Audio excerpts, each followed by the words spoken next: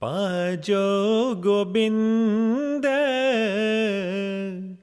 Pool mat jah Manas janam ka ehi laah Pajo Gobind Pool mat jah मानस जानम का एही लाह गुर सेवा ते भगत कमाई तब ये मानस देही पाए इस देही को सिमरै देव सो देही भज हर की सेव सो देही भज हर की सेव भजो गोबिंद फूल मात जा मानस जानम का एही लाह.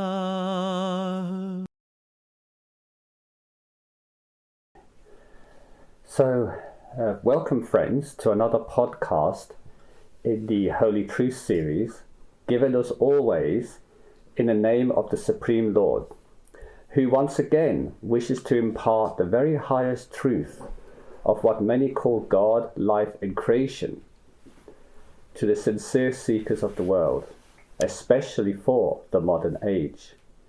That's further supported by the Holy Masters, perfect saints and noble mystics of Sant today. Now this high truth of the ages is the noble path of Sant, path of the true saints, also known as the universal truth, true spirituality or true religion, that is so graciously gifted to seeking humanity by the great holy masters, perfect saints and noble mystics in every age, who are themselves the true representative of the Supreme Lord even today. And although little known among the masses, once encountered, a sincere truth seeker can easily recognize that this noble path or true way encompasses all true faiths and beliefs as the noble source of all, details of which can be found in our humble literature, spiritual centers or YouTube channel, as well as in the holy discourses of ISTAuk. But before I begin today's session of spiritual questions and answers, I would first like to make a short introduction about who we are and what we represent here today. We are the International Spiritual Truth Association, or ISTA for short, and although now global, we originally set up in 2016 in the UK by request of the Holy Masters of the day, who derived their authority from Great Master Baba Savan Singh Ji of the holy lineage of Sant in India, the Levant and Persia. Now our given mission is simple: to tell the full truth about true spirituality or true religion from the Supreme Lord's point of view, especially for the modern age, while also correcting the confusions of the past and even that of the present about what is the real truth. Yet this high teaching is not new. It is the age-old path of true spirituality, known today as the holy truth of Sant, which in fact has been discreetly taught throughout the ages to the most sincere seekers of the time, alongside the more familiar religious or philosophical teachings that we all know of. Indeed, Holy Masters tell us that the simple teachings of mass religion and mass philosophy are only there to elevate the masses to the position of high truth seeking, so that they can understand and ultimately practice true spirituality or true religion. Therefore, our mission here today is very simple: to impart the very highest truth of the Supreme Lord to those who wish to know, with all the love, grace, and wonder that such a gift entails. Now, for those who do listen and take heed, Holy Masters tell us that they are indeed the most fortunate ones of humanity. As for myself, I am a sincere devotee of the very highest truth of Sant, who has given his life in the service of the true Lord. As such, I do not seek any recognition, praise, or reward, as I only act with the authority and by request of the Supreme Lord, and of course the Holy Masters of today, to simply tell the full truth of God, life, and creation for the modern age. I humbly speak, therefore, as one who has been gifted with true knowledge of that high truth, and as one who lives in the Supreme Lord's will. Thus, I offer my humble demonstration and knowledge to all who seek the same. Now, as a friend on this noble path to God realization, I only ask that you put aside my human form, and instead listen to and take heed of the loving message that the Supreme Lord has to offer you via this humble form, who has himself been transformed by the Holy Masters of today. Thus, I represent the proof that truly anyone can rise above their given karmic role, to become truly noble once again, by the true Lord's grace, if only they earnestly seek it. Therefore, everything I shall share with you today is a gift of wisdom direct from the Lord itself, for the seekers, for the sincere seekers of spiritual truth. In this way, I am a humble servant and a perfect friend, whom the true Lord has gifted with direct knowledge of the holy truth, which I have been asked to share with you. So although I shall speak with the authority of one who has been instructed to do so by the Supreme Lord, please do not take any attempt to praise or glorify this humble servant in any way, for you too are all divine beings undergoing a human experience in this lifetime, though you may not yet be aware of this. Therefore, what is given to me freely by the highest authority, I give to you the same. In return, I only ask that you open your heart and mind to the holy truth that the Supreme Lord has to offer you.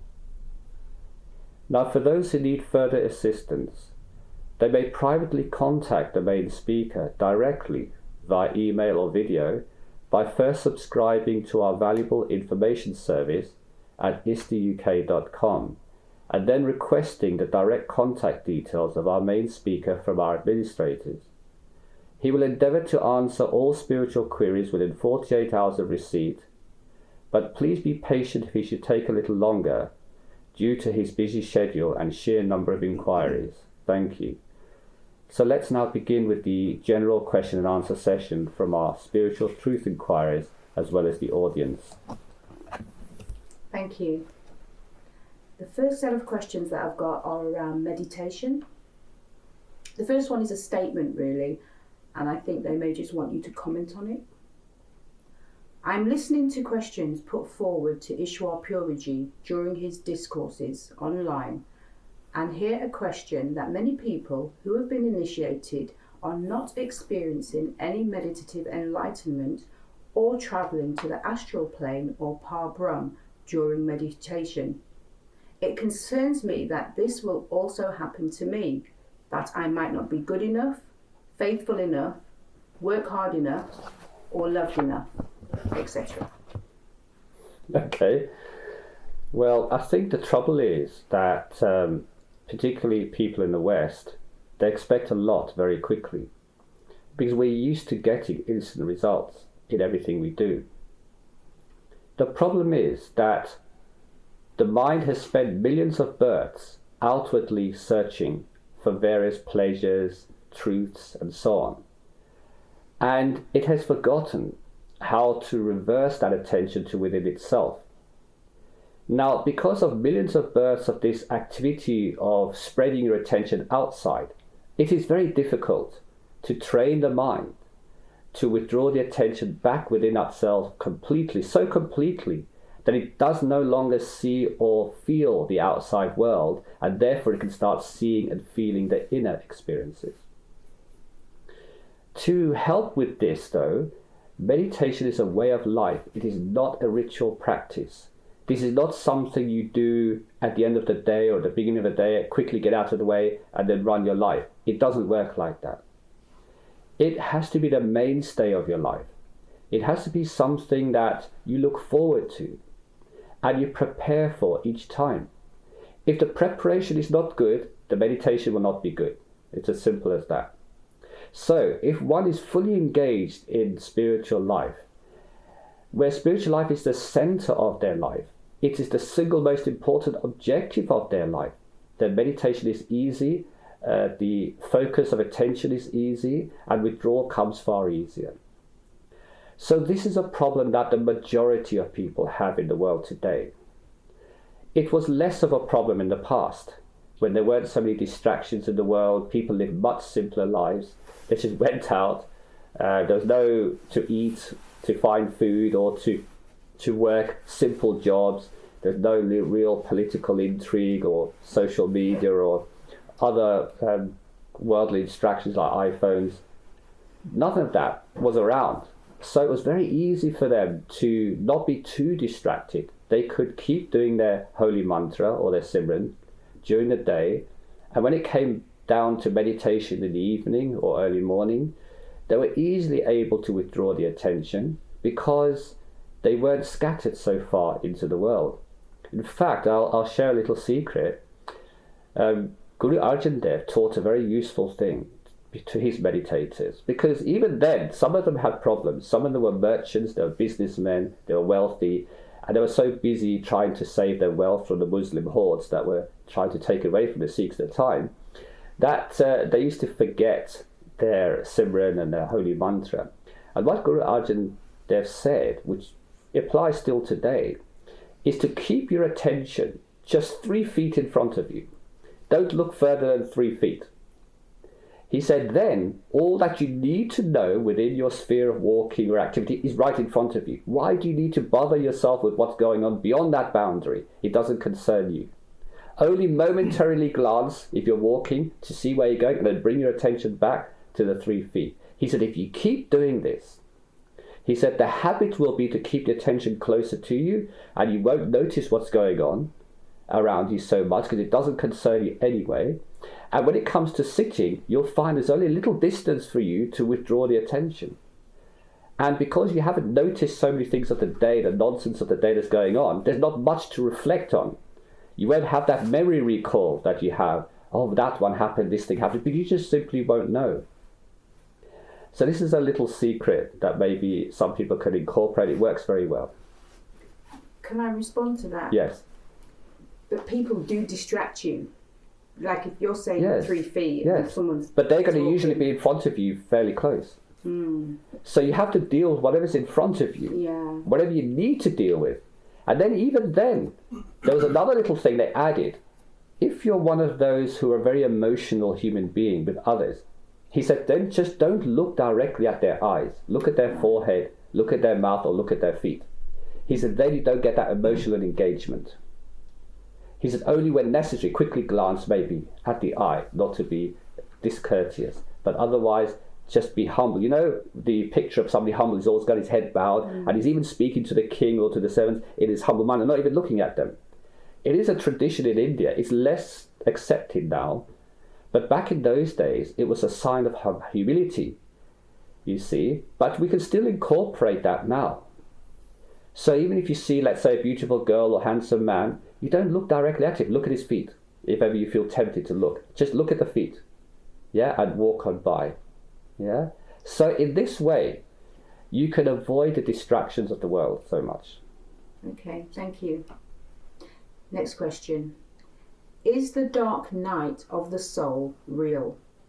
I haven't been meditating and I can't seem to get myself back to feeling the love and warmth that I once felt at the beginning of my journey before initiation, sorry.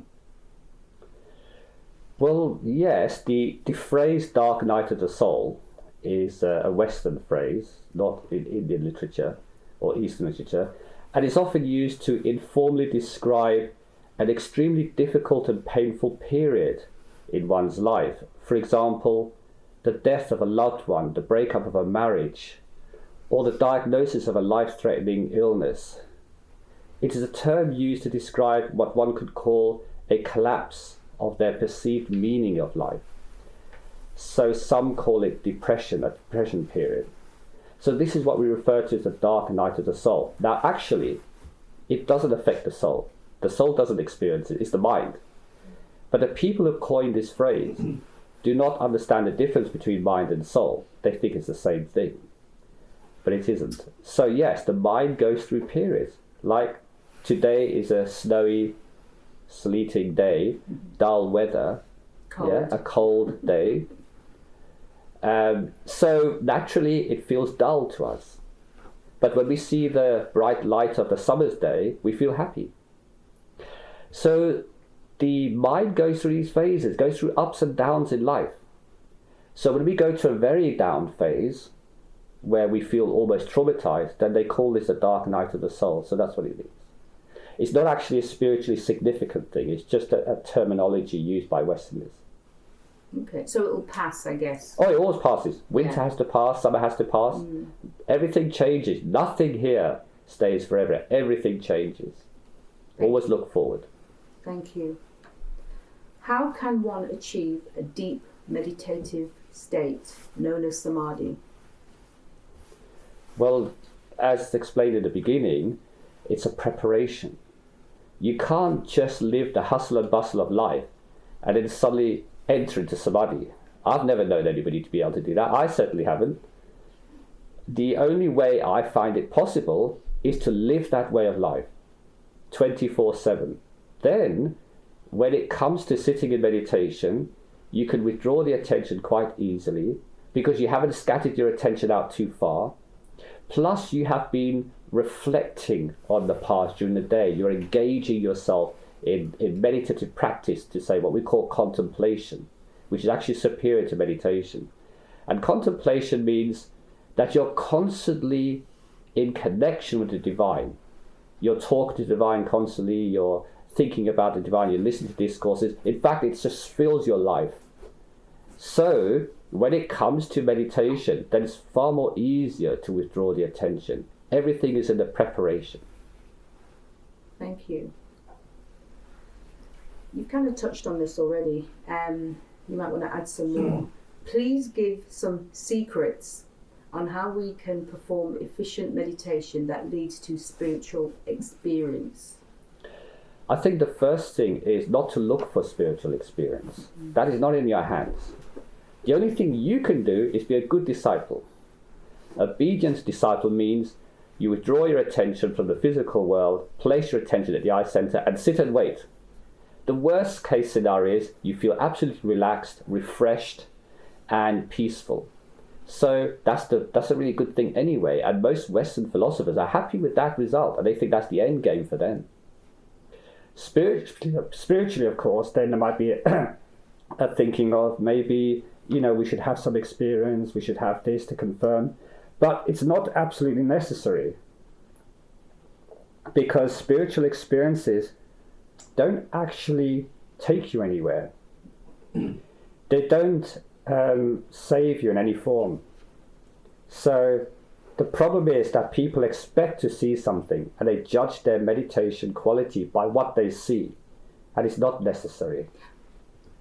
But people sometimes want to see things to feel what they're doing is having some impact. This is the mind. What's more important is how you feel, how your life changes. What would you rather have? Some wonderful scenery, or you becoming a better person and life running more smoothly? I know certainly which one I would like. I think it's important what you just said then, that how your life may change. Because I think people don't think about that aspect. They just think of the visual, probably. I'm just guessing. You're right. People think it's like going to the cinema. They have to see a show. Yeah. So, but actually the show can be distracting. Because if you are engaged in the world so much, let's say you have a lot of responsibilities, you have young children, work, and really important work to do, and you have an inner experience, what is going to happen to you? You're going to withdraw from them. Yeah. You're going to immediately say, what's the point? This is all Maya, it's all illusion. Then what's going to happen to your duties and responsibilities? So generally, inner experiences come in two parts, either as a glimpse to keep you encouraged here and there, when you follow the preparation methods and the devotion methods I've explained, and second, when you are ready to have those experiences without it affecting your daily performance in life. So, this is why in the past, people who had the experiences were all sannyasis, renunciates, meaning that they withdrew, they didn't marry, they didn't have families, they had menial work, like a cobbler or weaver or something like that. They didn't do any engagements in the world which we would understand as something for worldly gain. They just existed in the world, passing their time. Now, those people, naturally, they would have an experience, because why wouldn't they? What would the world lose by them having an experience? But if a busy mother juggling 3 kids and at work and caring for the grandparents is suddenly taken out of that role, what's going to happen? There's going to be a lot of suffering. So you buy your happiness with suffering. It cannot be that way. You cannot get happiness from suffering. So therefore, generally speaking, the masters and the Supreme Lord doesn't allow a family person to have such experiences, only glimpses. But there are exceptions to everything. Sometimes it's possible for somebody to be so well balanced that they can easily have a spiritual experience within and run a perfectly family life because they understand, they have that full competence of comprehension. But these individuals are few and far between, not many. Most people who have an inner experience will immediately stop what they're doing. It will stun them into stillness, and they'll see, what's the point of everything? But you might also get those who probably have like a full life, and let's say a CEO of a company, and they may have a spiritual experience and they give up everything. Yes, and they've totally changed their life. Yeah, even with a glimpse. Yeah. Even with a glimpse, people do. They've had this experience, whether it's a higher or lower experience, and it transforms them so much. They give up their responsibility, they leave their jobs and everything. Yeah. This is not necessarily right, because you have a karmic obligation to fulfill, and others may suffer as a result, but few can balance this. Like I said, the rare ones. But if it happens, surely that's written in your destiny. Yeah, everything's written in destiny. But the point is why most people don't is because of this reason. But despite that, for example, we have rules that say thou shalt not kill. People are still killing each other. True. It's against the law, doesn't stop them. Why do they do it? That's written in their destiny. But the government says you cannot kill other citizens in your country. They have to give that official guideline. But there are exceptions. There can be some people who say, okay, to hell with that, I'm going to kill because it's written in my destiny. Yes, but it's not necessarily right. Sorry, Courtney. Thank you. Yeah. Yeah, of Yes, course. yes. So is it a better option to choose to be a sannyasi right early on Yes, than to go into yes, the that's right. the householder's life? Yes. Most people who became sannyas did it from a young age. Yes, absolutely. Even historically, it was the case. And then the other time is, of course, when the children are all grown up, all your duties are done, and you go into certain retirement. Like Guru Angad Dev did. I mean, he got initiated by Guru Nanak at the age 70. So you can imagine, he lived a whole life first before he even got initiated. But he became a guru, still, even at that late age. But generally, he lived a very noble life. He lived a good and noble life, but he was a family man. Should we be teaching our children? No, you can't force them. No, but should Be an example to them. And if they decide we're going to not partake in the world, we're going to become sannyas, it's not their own choice. But only because they see it working for you. You don't teach or preach them anything. but we do Teach them moral code, teach the them to right live. way to live, Yes. but not to withdraw from society. They live in the Western world, for example. If they lived in the hills, in the Murray Hills of India, Yeah. in Punjab, sure. If they withdrew, what loss is there to the community? Nothing. Maybe I didn't phrase my question properly. we teach our children the best values. Yes. And my first question was hinting at what is a better value, which was to go towards a sannyasi direction rather than the I wouldn't say that, household. because it's not for everybody. You see, what happens in somebody's life is written for them. Now, you as a parent, you may have some good ideas about how you'd like your child to be, but it doesn't mean that's going to happen that way. And also, you shouldn't force any idea on them. If they say, look, Father, I have been reading and hearing about such things, I'm interested in this way, then you reply accordingly, but also cautiously, knowing full well this child may live in the Western world, they're expected to have their own income, and they're expected to work for a living and so on. Now, in this country in particular, it's very difficult to become a sannyas because there's no organizations like the temples, like in India, where you can just go and live. Or you could go and do some simple work like they did in the past, just maybe for food. You just go around mending fences or digging something, and then you get a plate of food. It's very difficult in this country to live that way of life. So it's best either to start young. If they are interested, you can explain to them the concepts in spirituality. There's different ways of handling spiritual life. And let the child, but don't steer them towards that way, or to any way, in fact. You be the example. When they see you living your life, and you give them all the information you have without trying to influence them, it's very important, then they will naturally pick up what they like, what they prefer, according to their sanskars. And then you support them in that, whatever it may be. Even if they want to go into the world, say, okay, have a go. Because as a parent, your job is to bring these human beings into this existence, not to dictate their life. Their karma has dictated their life. The script has dictated their life. Your job is to facilitate that and to support them as best you can and to give them the right values in life, in the culture that you live in. So if you want to live the full sannyasi life, then there are plenty of mountains in India that you can move to and live there, and nobody will miss. But it's not necessary.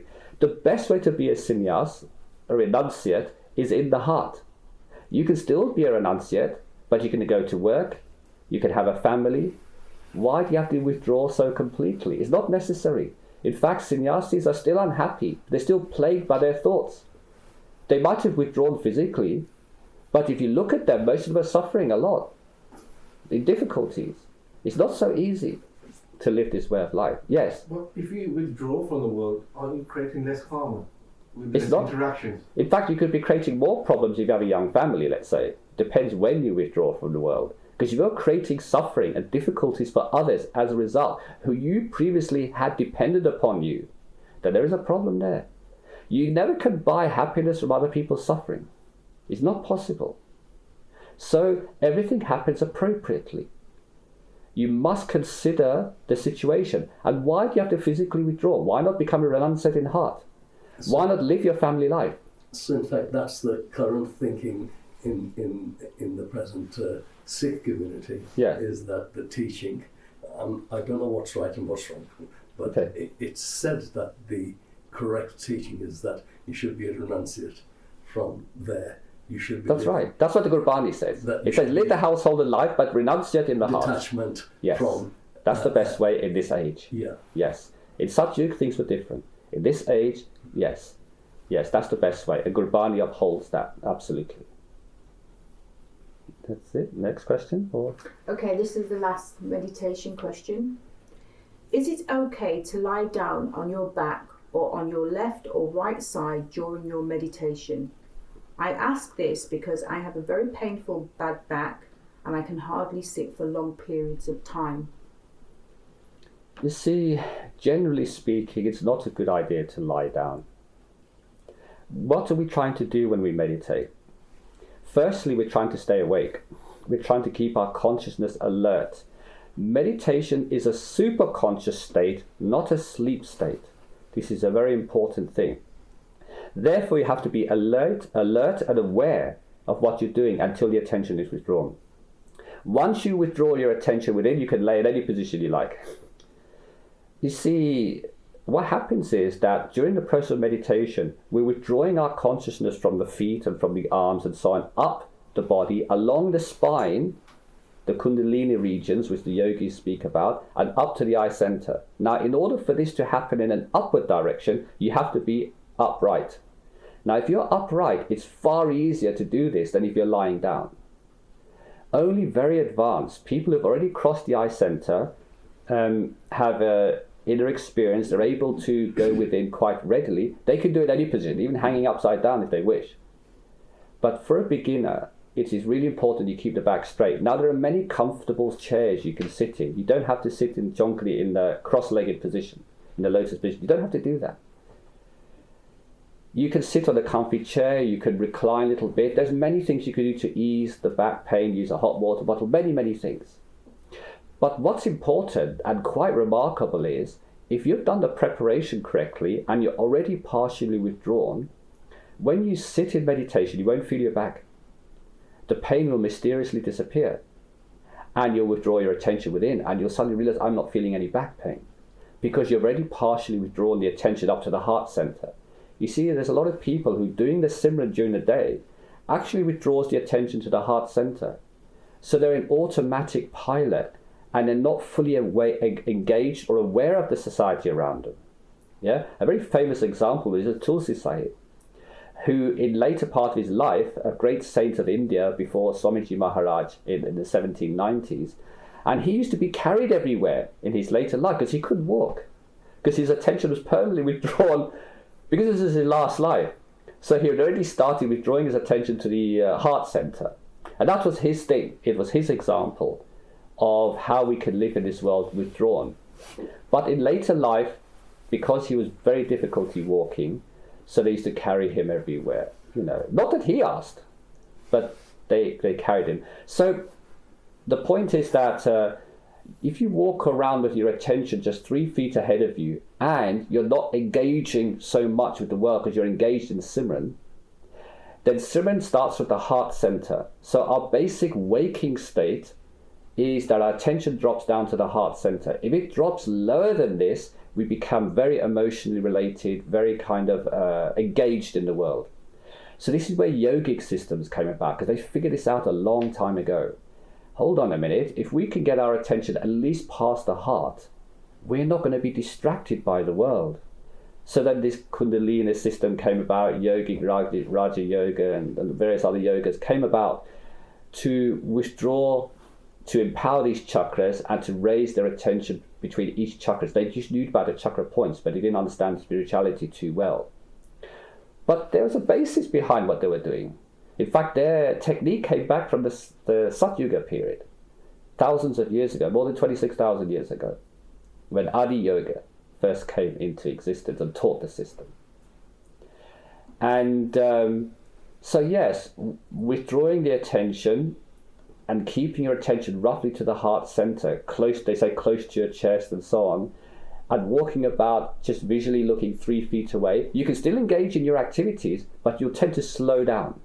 You certainly could engage in sports doing that, or some vigorous dancing or activity. But it depends what you want from life, But there are techniques that have been used historically and taught by the saints to keep one attention closer to them.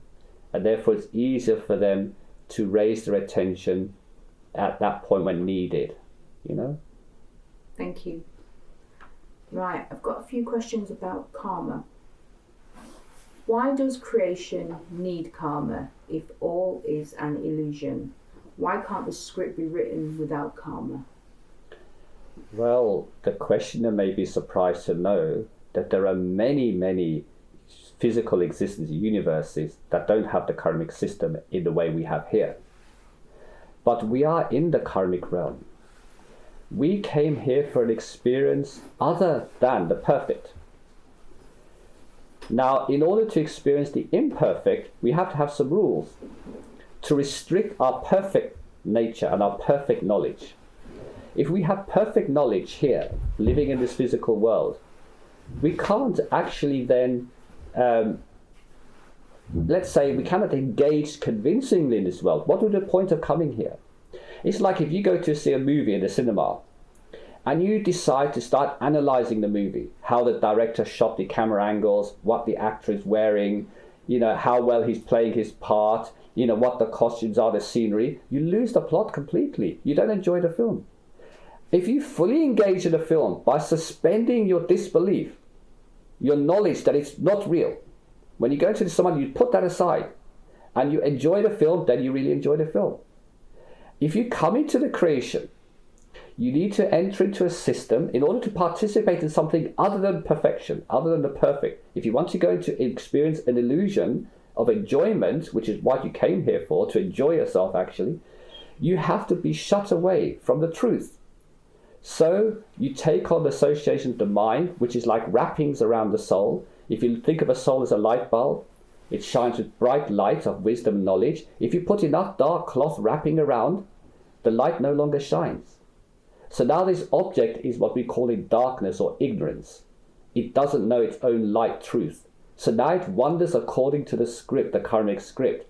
It takes part in the play, just like a director directs the characters in the play of a movie. The Lord directs the characters in this play to play their parts really well and convincingly. But there's a rescue plan built into all of this. It's not forever.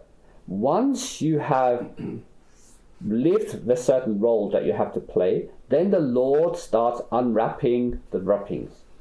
It was, we call it empowering the soul. Yeah? And the soul suddenly starts shining forth, which stimulates higher mind first. High mind is the closest to the soul. It's noble mind. It's like Brahma mind, Brahmandi mind. Now, Brahmandi mind is wise. We look at the teachings of Krishna and in Hinduism and Jesus and so on. We clearly have a wise mind. But it's still mind. But so that's how it works. And then wise mind starts influencing intellectual mind. And intellectual mind starts controlling emotional mind, and so on. And we have the picture complete. So now the situation is reversed. Instead of the emotional mind controlling the intellectual mind, the intellectual controlling the spiritual, and the spiritual masking the soul, the truth, in ignorance, then we have the position reversed now. So that's what spirituality is all about, reversing the trend. So it is important when you're living the illusion or in delusion, so living the illusion in a deluded state, which you volunteered to come into. You were never forced, nobody twisted your arm. You volunteered to come here to have an experience that is different from the perfect experience you have in Satgurus and beyond. So because you are all powerful, you are ultimately the totality of consciousness separated into individuated forms. Each individuated form wants to experience a certain viewpoint of this illusion as well. So not only are you seeing it from a single point of view, you want to see personally, from the participant point of view. You want to take part in it, and you want to enjoy it thoroughly. But there are many versions of the karmic creation that exist. This is not the only one. And in fact, your existence, which as you go within and you see who you really are and how vastly expansive you are, you realize that you're experiencing all of them. But the particular individuated form that you're having now only relates to this one. So you condition yourself to this life and say, this is it for me. And that works really well. Because like actors on the stage, they know all the parts that everybody else is playing, but they focus on their own part. It doesn't bother them what part is being played by anybody else. They're just there to do their own part. But when they withdraw from it, and they go backstage and they all sit at the bar, and they all drink together and say, this is a great play. Nobody complains that they had a bad role or a good role. They said, oh, we all played our parts well. So it's a way of looking at things. So from the Lord's point of view, who is the director of this play, he just sees the souls playing their parts very beautifully. And he says that this creation is going very well. It is perfectly imperfect. You see? And he enjoys from all points of view, of which you are part. But you're separated now in order to give that individualized experience from a particular angle of creation to multiply the effect than looking at it as a spectator. So karmic creation is one form of creation that comes into being over countless expanses of creation has come and gone, for us to experience something other than our perfect life in such Khan. But it doesn't affect us in any way. This is all illusion anyway. So the perfect saints come and tell you about the illusion of it. Then they say to you, now look at it for yourself. We've told you the theory. Go in and see for yourself. See your position in this play. That's why when you go even to the first spiritual level, the astral realm, you immediately give up this life. You say, who are these mother, this father, these children? They don't belong to me. They're just karmically given to me. And that's only one level of experience. And you already give it up. Because you know it's not real at that point. But until that time happens, you believe that all these people around you and all the scenery around you and all these possessions is yours and is real. It's a brilliant play. And you would never change it. Yes. Does it concern the creator, the suffering of these souls? What suffering? We already said it's an illusion. How can illusion be suffering? So, It is perception that causes suffering, not the actual creation. It's our perception of it. So if we have a certain viewpoint of looking at creation in a negative, or due to ignorance, then we say it is suffering. And suffering is designed to get us out of creation. Its time is up. If we see the creation as suffering, time is up. So it's a good thing. Welcome it. yeah. So is there any truth to where, when we hear, I don't know if there's stories or tales where you hear that gurus are sent here by Satgurus or the ultimate creator? That, for example, I heard, I don't know how true it is, that Guru Gobind Singh didn't want to come here into the creation, and the creator says, no, you have to go and save my souls. And he says, no, why do I want to go into that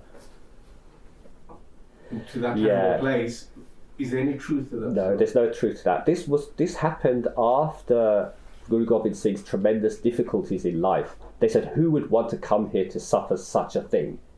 Like Jesus was crucified. So when the ordinary disciples, after no inner experience, witness all this, they make up a story later on to say, wow, this was so difficult. He could not have wanted to come here if he was all-knowing. So why did he come? It's not a question that the Creator, our Father, our Originator, forces us. We actually are fully aware when we come here. We agree. We've signed the dotted line. We've read the small print. We've agreed to everything. And the reason why we do it, for two reasons. One is because we want the experience, enjoy the experience of it, even the negative as you see it now, but we don't see it in a higher form. And secondly, because we're here to play our part. We have a role to play in creation, and we want to witness our entire glory, our full glory, no matter how bad it may be, even going to hell. Some opt to go to hell even.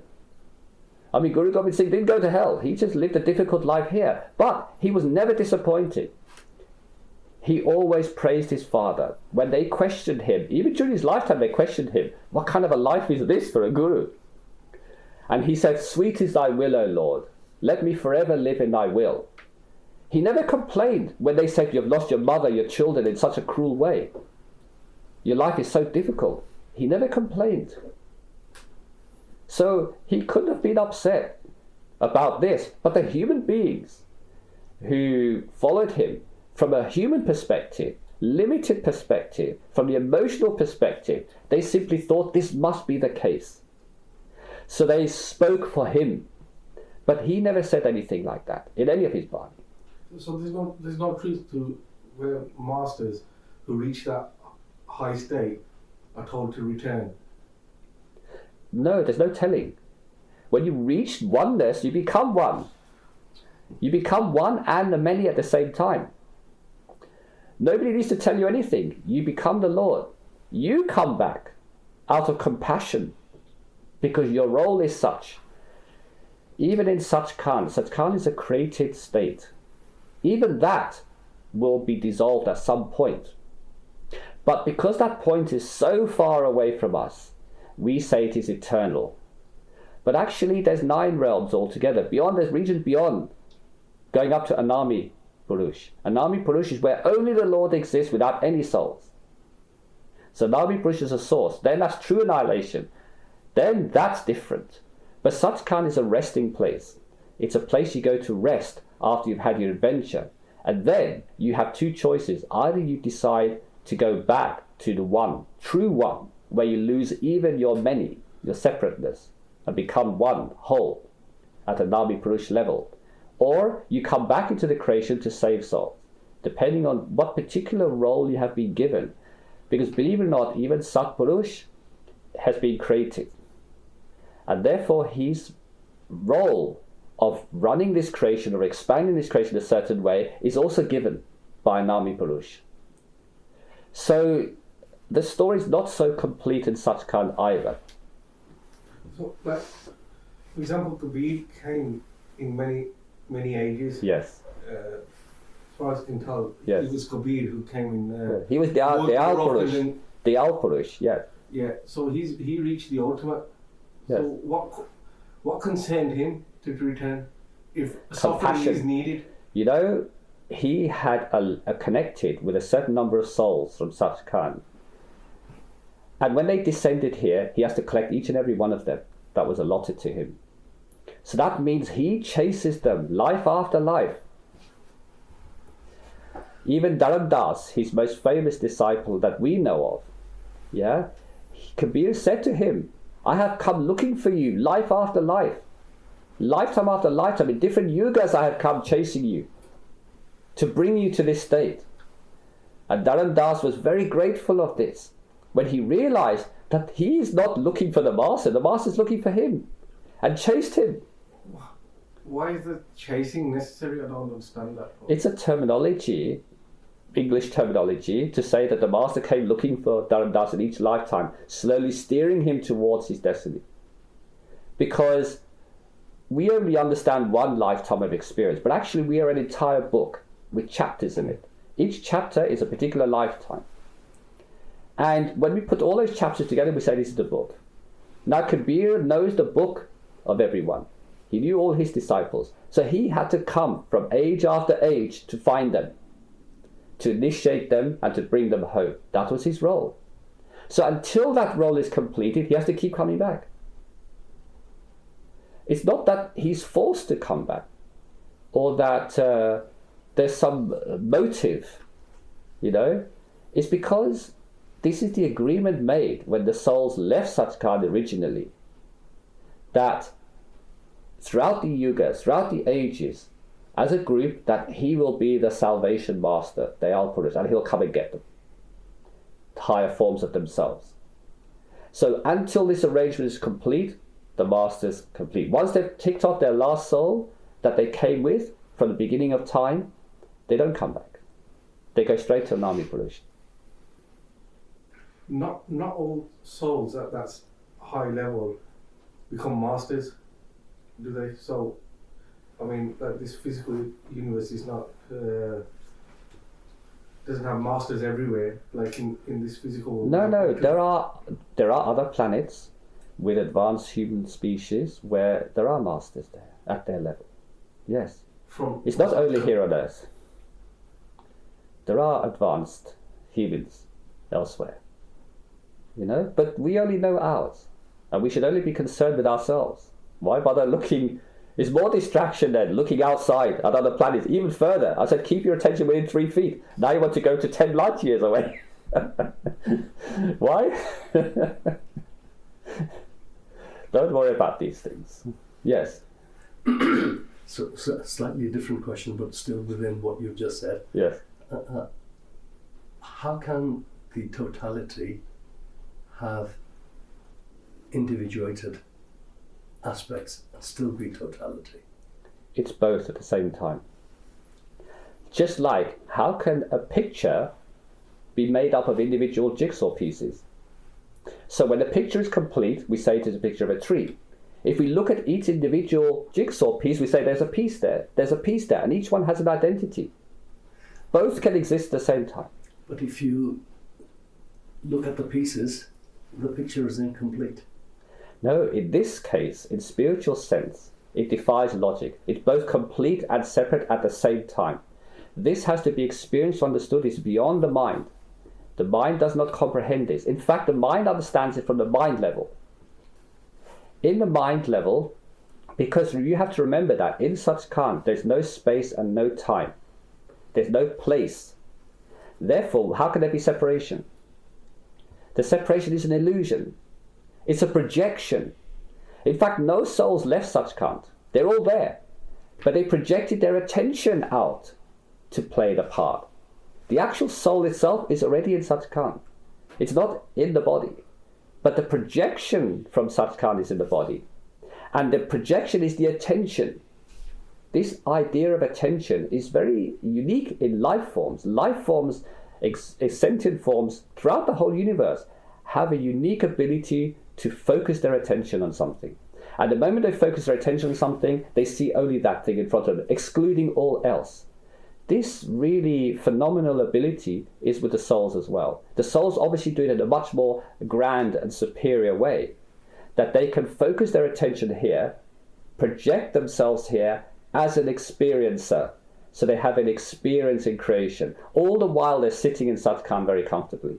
That is why the soul cannot be destroyed. They say in Gurbani as well that the soul cannot be destroyed. Why can it not be destroyed? Because it never left its home. And that is why everything is God. And that's why everything is the Lord.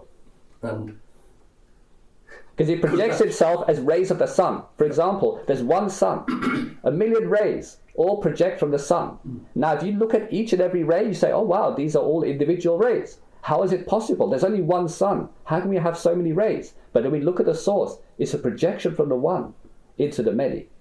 So last week, or maybe 10 days ago, I went to see the head of the Narankari Yes. in Wolverhampton.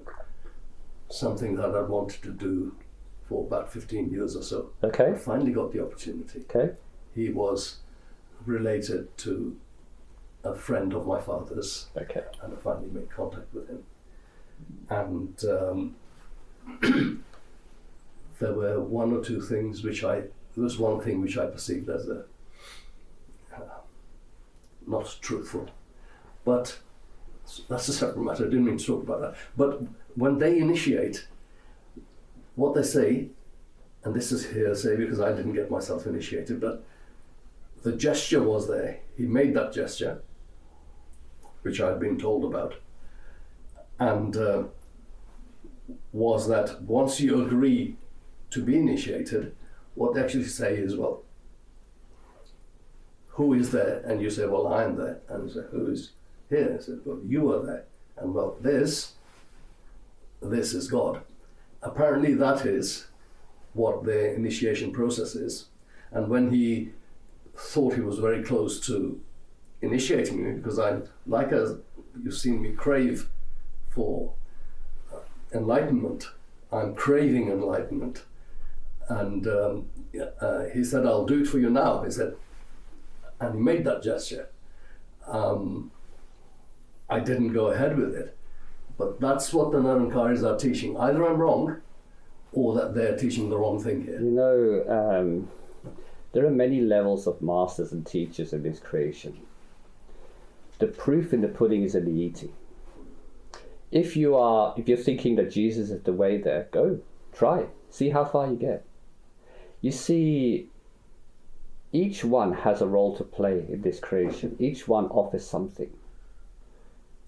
But my experience, and the experience of the Holy Masters, is that only by withdrawing the attention within and going past the level of mind and maya and merging with the beloved, the love, through love, this is the only way, love and truth, the high truth, the very highest truth. This is the only way to absolute salvation and peace. Now, anyone who tells you that, go with them. If they involve a lot of ceremonies and rituals and other matters, then you must think to yourself, is this what I feel is right? Go by your heart, go by your intuition. You know, whatever words are said, when you go and stand before them, you feel, you just trust your feelings. If you're a high truth seeker, seeking the very highest truth, you call upon the inner Guruji, Satgurus, say, please help me if this is the right thing. A sign will be given. You cannot judge with the mind. The mind is so easily influenced. Precisely. But there's all these things that go on. Now, you can also look at the founding of Nirankari, which I'm not going to go into, but you can research yourself, and you can get an idea of the basis of their founding, and take it from there. how can I accept that this is God? It's up to you if you want to say that to God. Tell me where there is no God. Precisely. God is everywhere. You cannot see God. Let me tell you that. You can't see God. Because God is everywhere. And like you say, the only way I can find him is inside me. Yes. Right. Withdrawing the attention, you go to the source. Yes. When you go to the source of all creation, then you can say, oh, that's God. But otherwise, the entire creation is the Lord. If you say to me, where is God? I say, well, there's there, everywhere. Tell me where there's no God, the problem is. Yeah. When people said, we can't find God, I said, that's really strange. I can't find a place where there is no God. I have the opposite problem. Yeah. Well, but yeah, there's something I will say in the congregation, and like I say, as a truthful Sikh, that I may never be initiated by you, but the truths that you talk about in this gathering of non-initiates is so great and so impactful to our lives, certainly to my lives, that if this is the farthest I get in this life, I will be happy. It will be what I am looking for. But please remember, brother, I'm only a representative of that truth. But nobody else is and telling everybody nobody here, else is telling everybody me that. here, I understand. Gratitude for the right teaching and right knowledge is a good thing. But why not experience it for yourself? See, I would fail in my job if you didn't have that experience that I have. If you didn't have that knowledge firsthand. The idea of any spiritual path is for somebody to tell you to go within and see it for yourself. If you're not doing that, if you're not able to do that, then you could say that that master or that teacher has failed. Because we all have the ability to withdraw our attention within. We're all equal. No master wants to be worshipped physically in the form at all. They say go within and see the truth. Have a look at the Shabbat that they represent within. They are the creative power, not the physical. The fact that the physical is manifested here in any form is just a means by which it conducts work. But it is not, the physical is not going to take you home. The physical is not going to take you anywhere. If you withdraw your attention within and ask the Supreme Lord for help, then the one marked for you will come before you. It will be shown. You'll be given an indication of this is the way. So depending on your level of merit, your samskars, you have an ability to see a certain level within. And whatever is given to you, take for the moment. But if you seek the highest truth, always seek the highest truth and nothing else, no matter what the cost, like Guru Gobind Singh said, are you prepared to cut off your head and hand it to the Guru's feet? I often quote this. Because nothing short of that is important. It is the most important thing if you want the highest truth. Cutting off the head means, are you prepared to get rid of the I, homet, the ego, where you see only the one. You see the beloved, not yourself. That is the ultimate, to become the beloved. So, whatever you follow, do it well, but with this reasoning in mind, with this, I want to know the highest truth. It is your hak, your birthright as a human being to seek the highest truth. You can demand this, and it is up to the Lord to give it, if you are ready. Okay, so I give up my eyes which feed my illusion. Seek only the truth. And in everything you do, seek only the truth and go about your duties, fulfilling your karmic responsibilities indifferently, dispassionately, and seek the highest truth. Then that truth will come before you. Then that is self-authentication. There is nothing greater than self-authentication. So I wait for that. Wait. Don't worry, you have waited millions of births. Yeah. Okay. Yeah. So even a couple of years wouldn't make much difference here on earth. Why can't I touch the feet of a holy master? You see, because you're venerating the physical. This is not correct. No master asks to be worshipped in the physical, to be recognized as the physical. In fact, no master wants to be a master. I've never found one who said, yes, I'm happy to do this. Because they know that we're all equal. The idea that you're creating one separate from another. What is this nonsense? The worldly minded, the egotists, they'll say that. I'm holy, you're not holy, you must bow to me. This is an ego thing of the mind. No one who is realized, a realized soul, would ever want anybody to worship them physically. So there are certain habits associated with this physical worship. And therefore masters say no. Masters are unique, holy masters are unique in this. You do not touch their feet, you just look at the eyes. You concentrate their forehead on the eyes and you do your Simran. If you want to look at the master, do it that way. Because that's where the seat of attention is. That's where the power emanates from. Not the feet. The feet is the lowest part of the body. This is a Hindu exercise for humility that you do to your parents or you do to somebody you respect in society, not to masters. It's just that this was later translated into the idea that, oh, we respect our parents by touching their feet, then we should respect masters like this. It became established as part of the religion. But this was never something taught by the masters. They disagree with this completely. Any veneration of the physical, they disagree with. Yeah?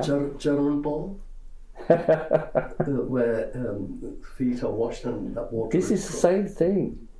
This again was a tradition, even in Christianity, where the so-called prostitute washed Lord's feet. These are, you see, these are ceremonies and rituals which are not part of true spirituality. They're religious ideas. If you want to go down the religious route, you're most welcome. There's plenty of them to choose from, in fact. You could pick them. But if you want true spirituality, nothing outside is worth following. You withdraw your attention within and see for yourself, feel for yourself, awaken the intuition within you. This is a spiritual, not a physical journey. Nothing physical can save you. No 100 touchings of feet, 100 washings of the feet. Yeah, none of this is going to save you. Believe me, nothing. But if you take instruction and you withdraw your attention within, if you respect that guru, then you follow the instruction. The instruction says, go within and see for yourself. And in the meantime, live a noble, moral way of life here on earth. That's it. Your job is done. Why do you need to add extra? This is the mind play. The mind says, I should do this, I should do that. But this is not something that the gurus ask. They never have. Not even at the time of Guru Nanak or Kabir Sahib. They never asked these things. They never allowed these things. Yes. Can I say something? Yes. This reminds me of a Saki. It's obviously very worldly. Yes. But I think it goes with what Bhai Sahib have said. Yes.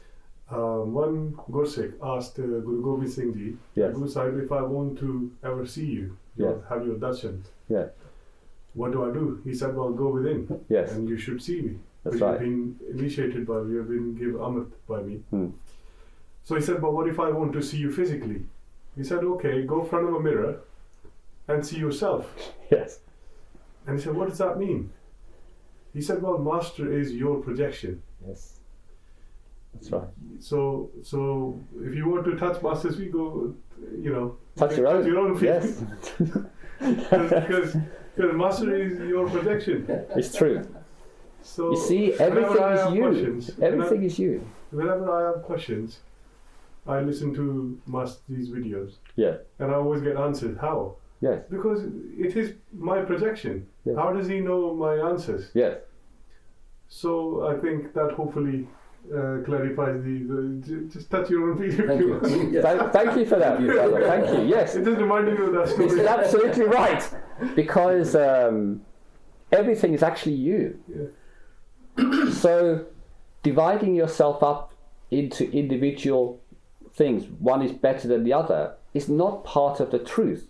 Because the truth is one. You cannot then say that you have many. The many is the delusion, the illusion, and the one is the truth. And what does spirituality tell you? Go back to the one. And that's why Guru Gobind Singh rightly said, if you want to know who I am, because actually there was a little more to this story. Because they said, well, who are you? Because on one hand you have such a difficult life, and on the other hand you give such wonderful teachings. How could these two things happen at the same time? You have to understand, even people then thought, well, surely you have the power to overcome all of this. With just one wave of your finger, you can level an entire army. That's their thinking at the time, even his followers. And he tried to explain about his karmic role, that the script has been written. And so part of this cycle you're talking about is a much longer event that took place, involving several people asking him about his difficult life here on earth. And then they asked him, who are you? So who are you really then? After he gave his little speech, he said, go within and see. You've been initiated by me. Go and see who I am within, not the outside. The outside is like you, physical. I have to eat, I have to drink, I do everything you do. But the true projection is within you, of which you are all my forms, he said. You are all me. He said, so why are you looking at me separately? I'm just another expression of you. Then that's when he said, look in the mirror, and what you'll see is me in your form. That was the actual Sati, the body. Thank you. Yes, go ahead. Okay, still with the karma theme. What other universal laws are out there besides the law of karma? Can you share a few with us? There are many forms of creation. You know, from the Brahmandi level, you know, the particular version we have now is one of countless trillions of them. I haven't got trillion of lifetimes to tell you. So I think it's best to just concentrate on the one you're having now. You're having enough difficulty dealing with this one to add other types of creation which don't concern you. Okay, fair enough. I have questions regarding destiny and past karmic relationships. It is said that there are few things which are under our control. Rest is predestined, such as your age or time of initiation, family, education, spouse, job, people we meet in our life, and so on. Then how should we stop criticizing ourselves for our reactions and decisions, and also not judge others based on our different lifestyle? Everyone is playing their role given by God, it is said. Well, this questioner has actually answered their own question at the end. If everything is played by the Lord is behind everything, and every role has to be played, what is there to criticize or praise? Why not just enjoy the experience? You came here to enjoy the experience, not to judge. Because there's a law for that, you see. If you judge, so shall you be judged. We call this karma. If you judge the creation or act according to judgment, dividing everything into good and bad, then you're subject to that. Then why complain when good and bad affects you and you're full of good and bad in your life and say, where has this come from? What have I done? Because daily you are practicing this and now you're getting the reward for it. So why not instead try to find the truth? Why not let go of all these judgments and these good and bads? And why not just try to seek the truth within you? And when you catch yourself looking at something either good or bad, then dismiss it. Say, no, it's all illusion. There's no reality to anything going here. Why should I take part in this illusion? Because I'll be affected by it. I'll be trapped by it. If I take any part, let me explain this categorically. Any thought and any action you take has a consequence. It has to be repaid, or you have to rise above it. Why add more to your load? But because we're physical beings, we've got that emotional sense. If you want to operate only there, yes. But if you try not to, the point is nobody's saying you have to be perfect. You just have to put an effort. If you say, I'm a vile sinner, but I hate being this sinner, this role, please protect me from harm because of this. I want to be noble human being, upright, like the Gurus and the saints. I don't like doing this thing, but I'm compelled to do so because of biological urges, of biological things, of mental aspects. Please forgive me and help me. When you do such a thing, then slowly, slowly you leave those things. But you simply have to ask. But if you have no interest in asking and you just want to indulge in them, then you suffer the consequence. So you can live in this world as a so-called emotional being, but also want out. There are many people who have emotional issues and they want out still. Thank you. Last question related to karma. Are all of our interactions with others karmic based, or are there some other factors that come into play? It is only karma. In this world, there's one rule, which is bad enough as it is to have anything else. Karma means that all your scripts are predestined, or everything is written according to the play, and everything has a backstory and a forward story. So the past and the future are already accounted for. Now, if they're already written, what else can you do in the present than live them? You have to do the actions necessary for the future to come about, because the script's already written. If the script says you have to be in such and such a place and bop that one on the nose, you've got to be there at that time and do it. You have no choice. But built into this script, built into this system, there is a way out, you see. It would be utterly hopeless for us all if there was no way of getting out of this. That would be a cruel play. In fact, in the beginning of Guru Nanak's journey, when he discovered this script, that everybody is helpless in this script, and neither good or bad, he said, they're just doing it and they're paying the price, and he called it a cruel play. He said, this is a very cruel play. But he knew it was only a play. As he elevated himself during that 27-year of journey, he became all wise and all knowing. And then he said, it's a very beautiful play. So he was evolving himself, but in the beginning he saw it in a certain way, because he was still within the Brahmandi realm in the beginning. As he left Brahmand and he crossed into the soul realm, he started seeing the real picture of it all. You see? So from the lower level, it looks like it's cruel. It's a cruel play. We have the future already determined. We have the past backstory that causes us to act in the present. Where is our free will? What can we do? We can't do anything, you see. But built into this is about 20% of conditioning free will. We call conditioned free will. It's not really free will. It's conditioned, which gives us the impression that we're making choices based on absolute freedom, which is not. Because even they are written. But for those who do not see the script, they're quite happy to believe that they can make choices along the way, here and there. And that keeps the illusion going. Whereas, for example, in the astral realm, they don't create any karma there.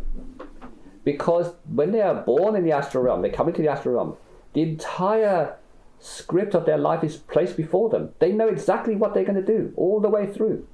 How long they're going to be, who they're going to be with, where they're going to go. Everything is laid out for them. They know the entire future. So they can't make any choices. They have no freedom to make any choice. But what do? They enjoy it still, because they're traveling on the experience and enjoying the ride. So let's say we have a journey. We know the itinerary is set. We're going to go to India, visit all these palaces. We already know the script. It doesn't stop us going on it and enjoying the experience of each one. So the astral being, for example, have a different take on it all. They enjoy the experiences that come along the timeline of events that's been mapped out for them. Even so, they already know. But they go from experience to experience to enjoy that experience. So we here are unique because we have something called ignorance. And because we have ignorance, the system has built in this convincing idea that we have choice. So we make a choice, and then we may have a consequence. And in fact, karma is only created when we exercise our choices. That's why I say live in the Lord's will.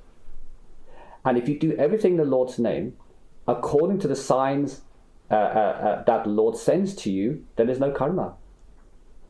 So if you want to live karma-lessly here, that you don't create any problems for the future, your time has come to get out, if you can do it.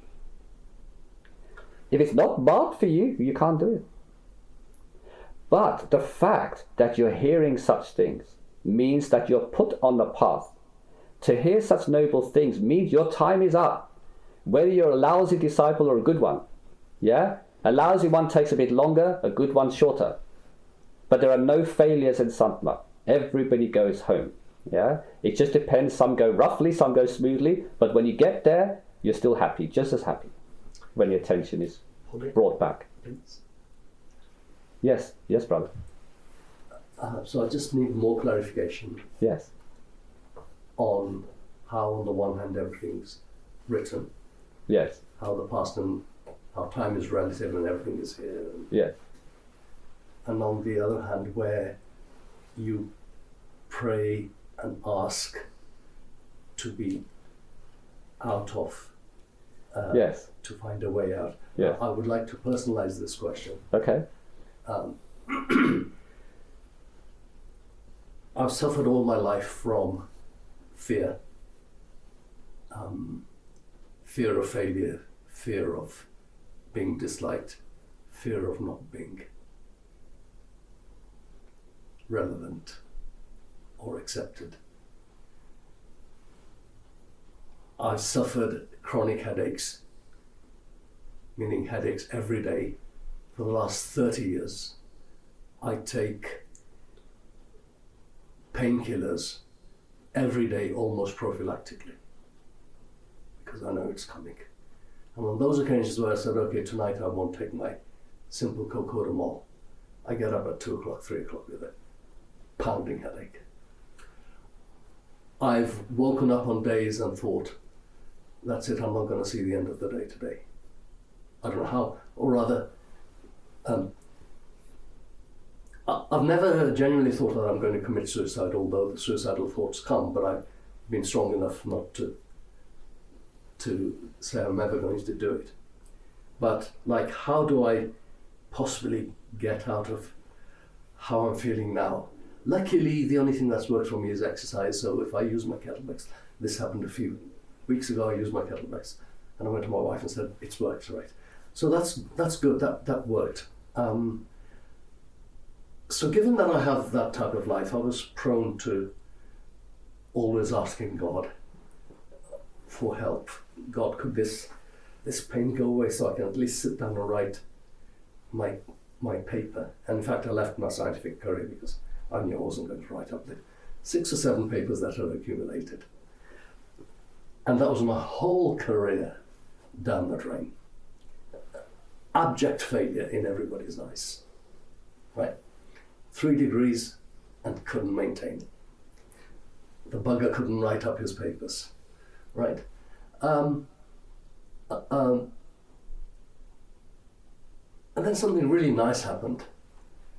I'd already had twins. I had another child. He was like he had a big forehead, and he was like a cabbage patch, and I fell in love with him right from the start. Everybody loves their children, but he was like special. And I started to feel, well, God, thank you. This is love, this is true love. And after all, love is the highest emotion. Here, Christianity talks about love all the time. It's all love. And God's given it to me. And he was extremely bright, and he made everything worthwhile for me. And then, as you know, at the age of 22, just over 2 years ago, he died. God took that away from me. As you know, I had also said to my wife, happily,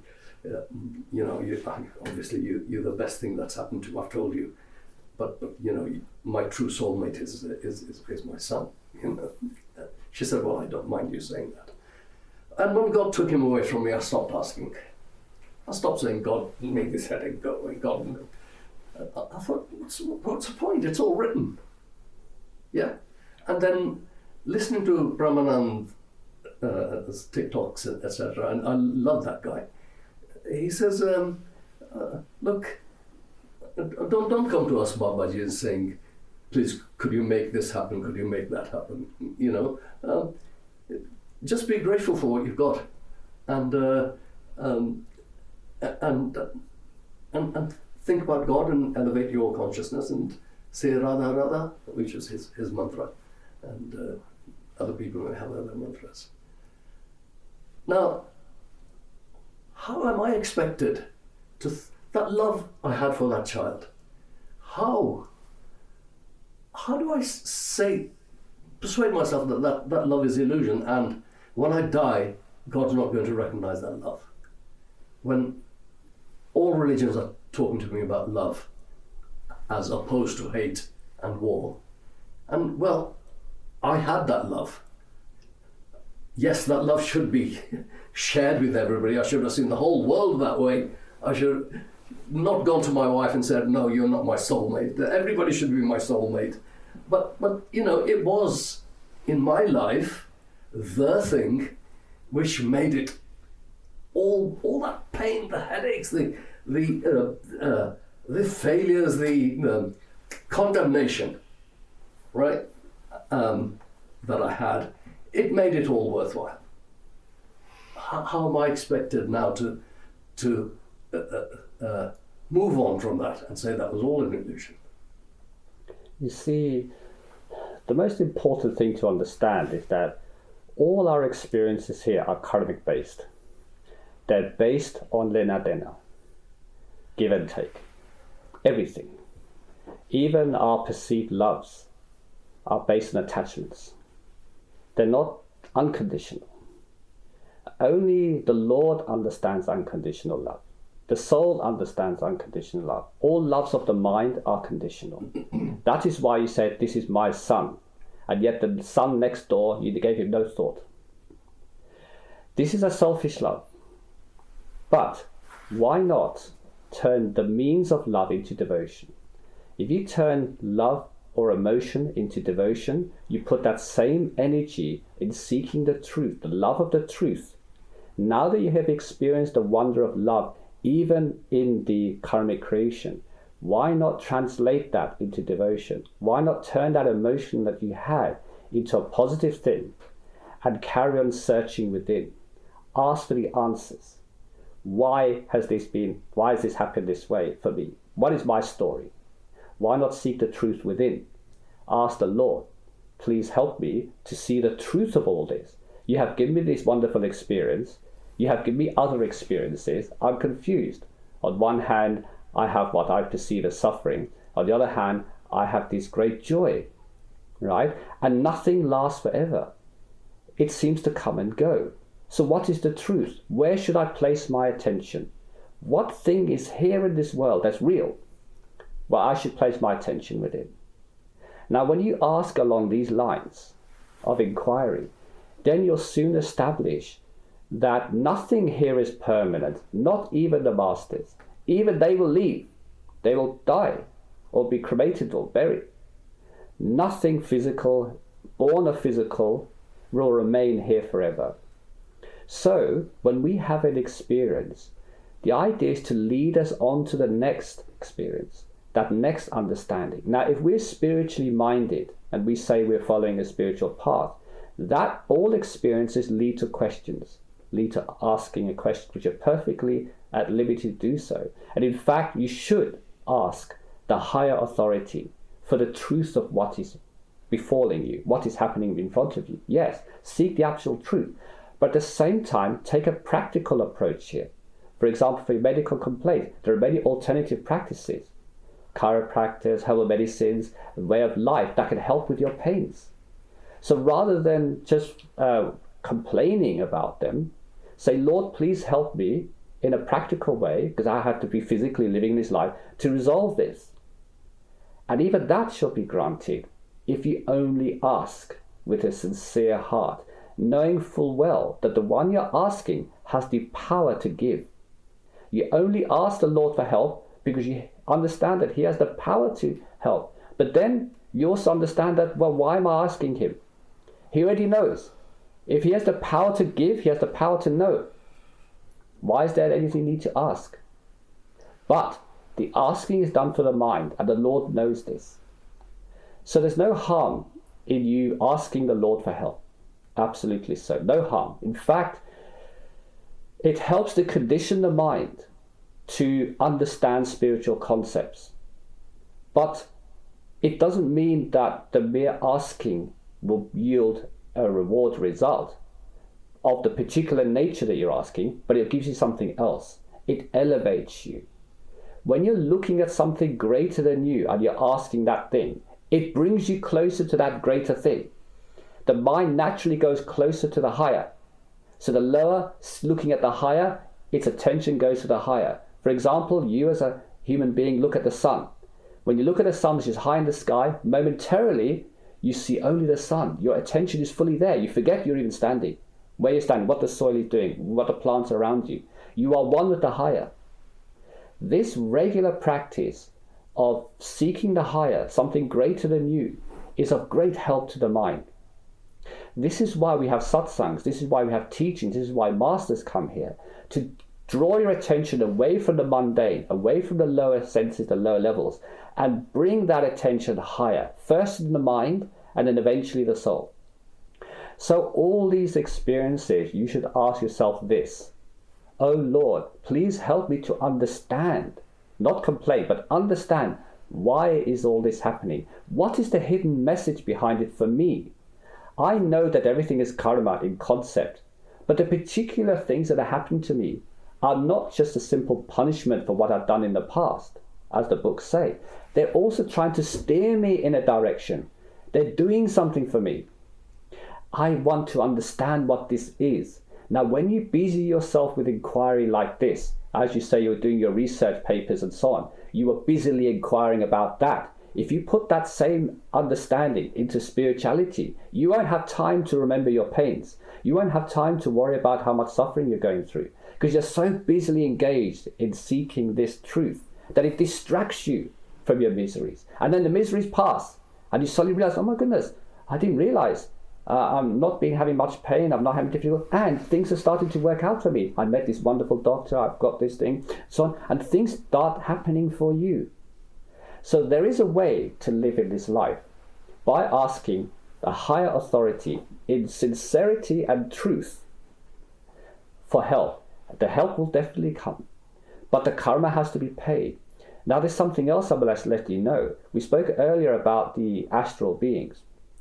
Now the astral beings will give up their entire happiness and joy in the astral realm and the wonder they experience for the worst day of your life here on earth. And why is that the case? Because the worst, in one day you could become enlightened as a human being, which they cannot. They can never become enlightened as astral beings. They are trapped in their script with no way out. You have a way out. In 24 hours, you could become enlightened if you earnestly put your heart into it. So much so that you're prepared to cut off your head for it. Give up everything. Yes? But they cannot. They can't do anything. So sometimes when we look from our perspective, we think we are suffering. For them, they think this is nothing at all. A momentary blip in the whole grand scheme of things. So what? We'll take place. Let's swap. They'll happily swap with you for the worst day of your life, let alone the better days. Every day is not a bad day. There are some good days. We're talking about the worst day of your life. They will gladly swap. So when you put things in perspective, it makes greater sense. Rather than engaging the emotions, the negative response, we instead put a positive angle, positive point of view. And spirituality is all about looking at the positive side of everything, because everything is based on love and the dramas of love.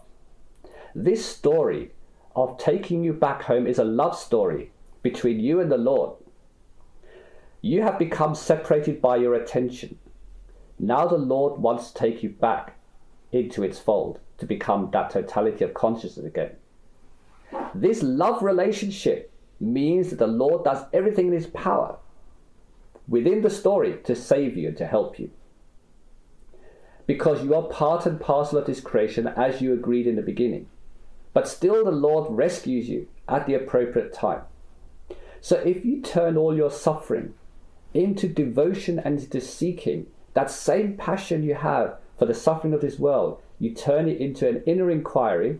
Imagine how well you'll do spirituality.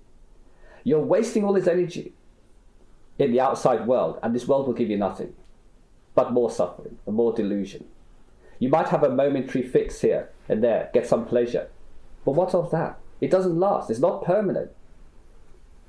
Who has ever found any permanent pleasure in this world? No.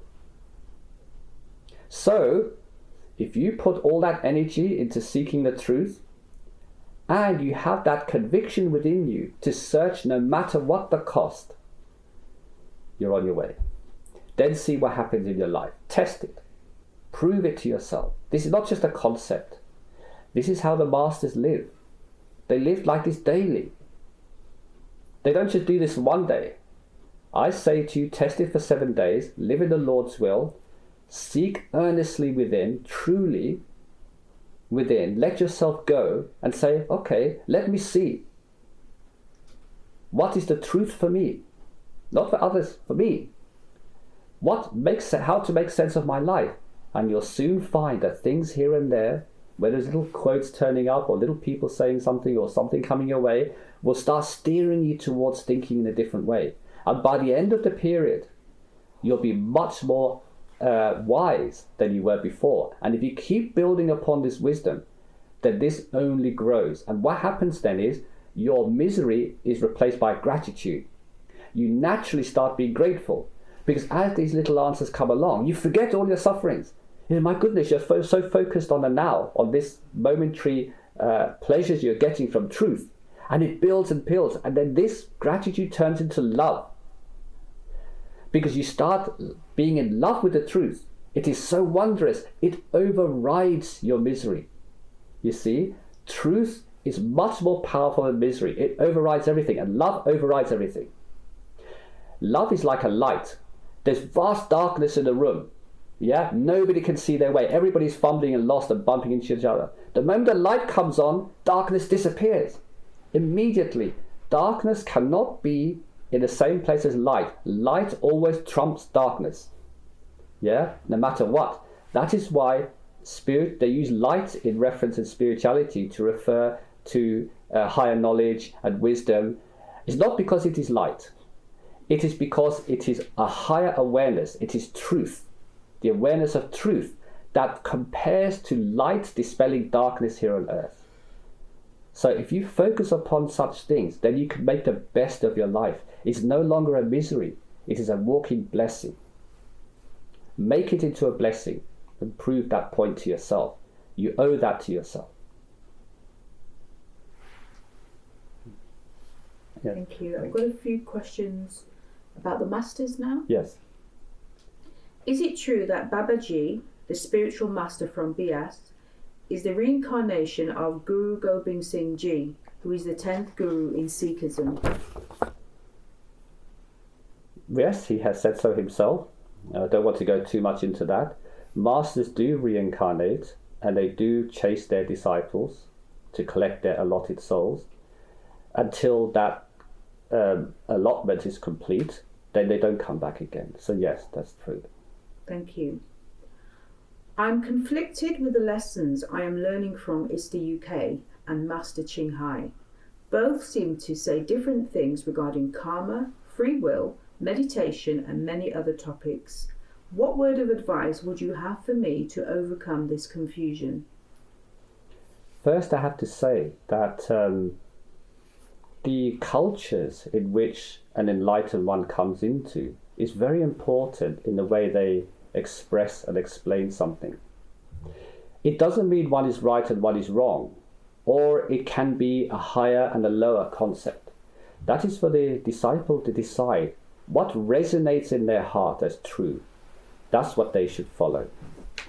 But not to look at the differences that the message is taught, how it is taught. Supreme Master is mostly representing the Chinese community, the Eastern community. They have a completely different way of life and thinking.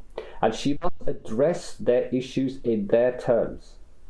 Now, according to the level of the individuals that a master speaks to, they have to, you could say, relate the teachings to the population in which they're teaching to.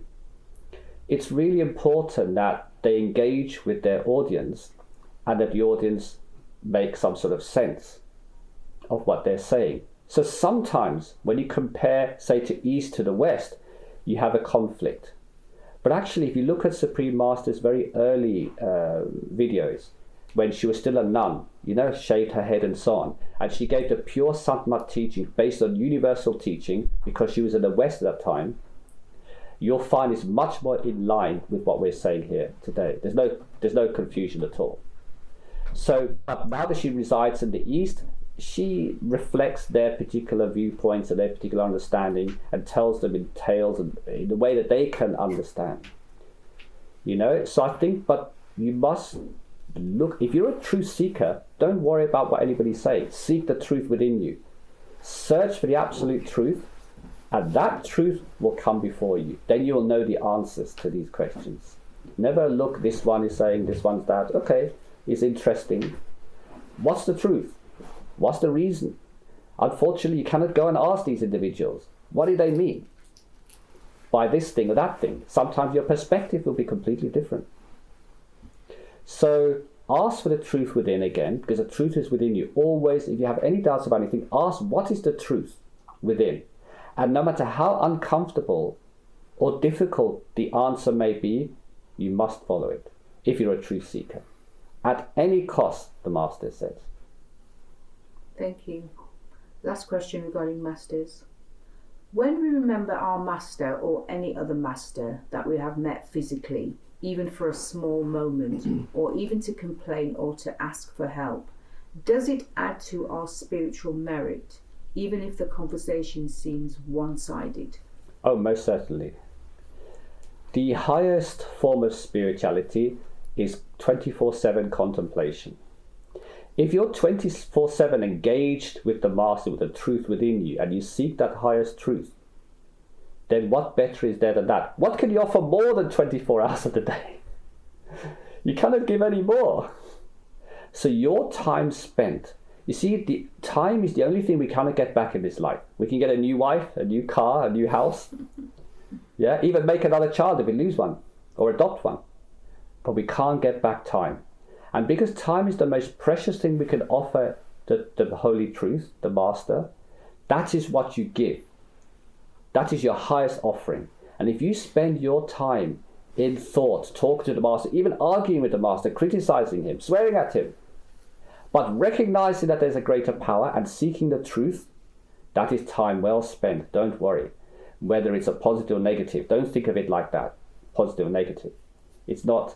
But the idea is that you're actually connecting with a higher power in whatever way you understand. And eventually that understanding will yield truth before you, and that truth will become your norm. So don't worry. Yes, it is very valuable, every moment of thought you have for the Lord. Thank you. I've got a few questions around Simran. Ishwar Puriji used to say, do Simran with your mind and listen to it inside. Simran is done to create an artificial sound inside that will lead you to the real sound. So how can we do Simran and listen to it simultaneously? Because the mind has a multifaceted ability to multitask, naturally. So whilst you are reciting the Simran with the mind, another aspect you might can listen to it. It is perfectly possible. You can do this any time.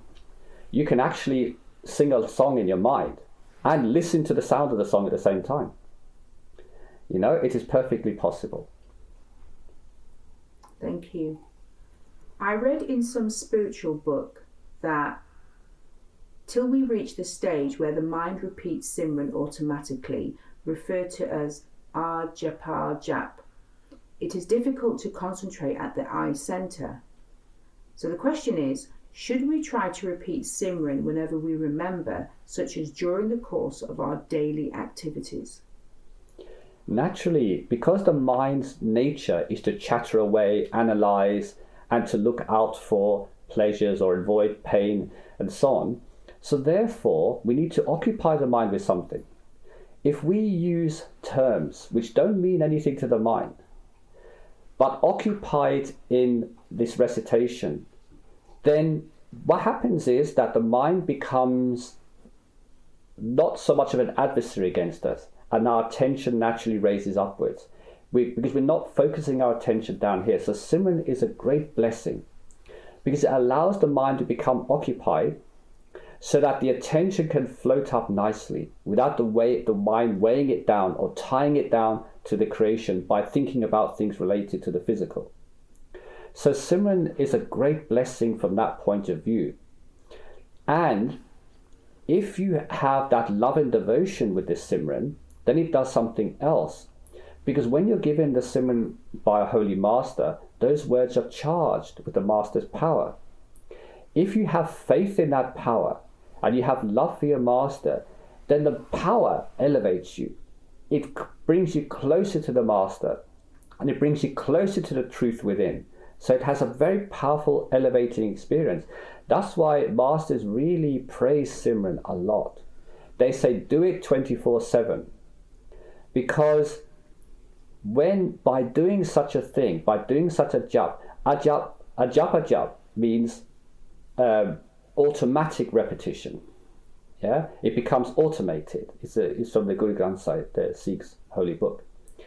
And with practice, because the mind is a creature of habit and constantly likes to repeat things, constantly repetitive, we experience that in everyday life. Like we can't get a song out of our head, or we can't get a scene that we've witnessed out of our head. It keeps replaying all the time, even so we try to concentrate on something else.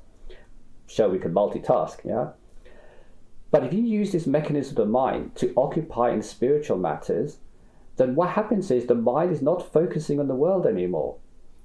So you are now able to, it naturally, because the focusing on the world is a downward tendency and it pulls the attention down. If there's nothing pulling the attention down, it naturally gravitates towards the higher by itself. You don't have to push it. This is not a path of pushing. It's just removing the obstacles like a weight on a needle, and you take the weight of the needle, it runs to the magnet. You don't have to encourage it. It automatically runs to the magnet.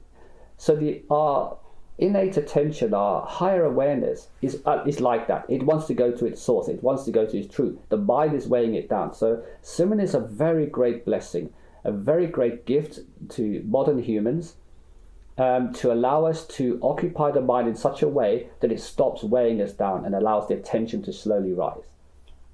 Thank you. Okay, last question regarding Simran. Is the Waheguru mantra of Sikhism, when spoken or listened to, as powerful as the Simran given by perfect living masters, or are they both of a different vibration? It's a different thing. The time when Guru Nanak expressed Waheguru, what does Waheguru mean? It was an exclamation of the Guru. You could say the modern translation would be wow. Yeah, wow to the Guru. Yeah, it's not a Sanskrit term even. It's an endearment term, which Guru Nanak coined the phrase to say of the wonder, because when he was initiated by Kabir, he was so overwhelmed by this experience that he's Waheguru. Now then this became adopted as a mantra. But the sentiment behind it, the feeling behind it is what's important, not the word. And it became used, even mentioned in Guru Granth Sahib, it's mentioned there because of the meaning behind the words, not the word themselves. You see? So Guru Nanak was trying to explain a concept here when he introduced this. And to say that this is the way you should feel towards your master. It's an expression of wonder. So that is what it means. It's a completely different thing. Now the 5 holy names you're given in Sant are 5 powers of the inner realms of the Lords, which when you invoke those names as you go through the Lords, they open the doors for you, because only the one who has got a perfect living master here physically would know those terms. And therefore they're able to cross those regions largely unharmed. They are powers. They're charged. These names are charged by the master who gave them to you with power. Whereas Waheguru is not. It's like if I say, oh my Lord, wonder. I just say an expression of gratitude, wonder, many things. But it's not the same as the holy mantra given specifically for meditative practice and to elevate the attention higher in the higher regions. Thank you. Can I say something about that? Yes. I think it will help the person as well, because in Guru Granth Sahib Ji, who is considered as a guru himself in Sikhism, nowhere in Guru Granth Sahib Ji says that Vaheguru is the Guru Mantra. That's right. And many occasions he said, Mere man Guru Guru Guru Sad Kariye, means always my mind recite on Guru. Yes. Har har rasna jo jape tispuran kaam, means har rasna. Rasna means tongue. Har is God. Ram has been said. Allah has been said. Many different names have been said. Yes. So these are just terms of God. Guru Granth Sahib Ji has not given like a single name where you should recite. He said just That's recite right. the name through your within your mind.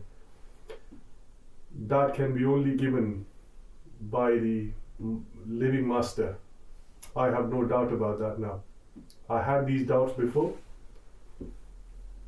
because at that time Guru Sahib had living gurus. Yes. And they gave the names to them. And in Guru Granth Sahib Ji, he is not given that name simply because that authority goes to a living master. Yes. I know that can cause a lot of controversy, but I was an Amritari Singh, and I still am, but it depends what type of what you consider it as.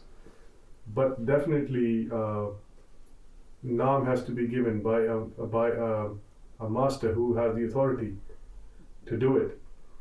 But in Guru Granth Sahib Ji, he's not given it because it's not something that you can just loosely given. It has to have the power. That's right. It has to have the authority by the true Guru himself. Yes.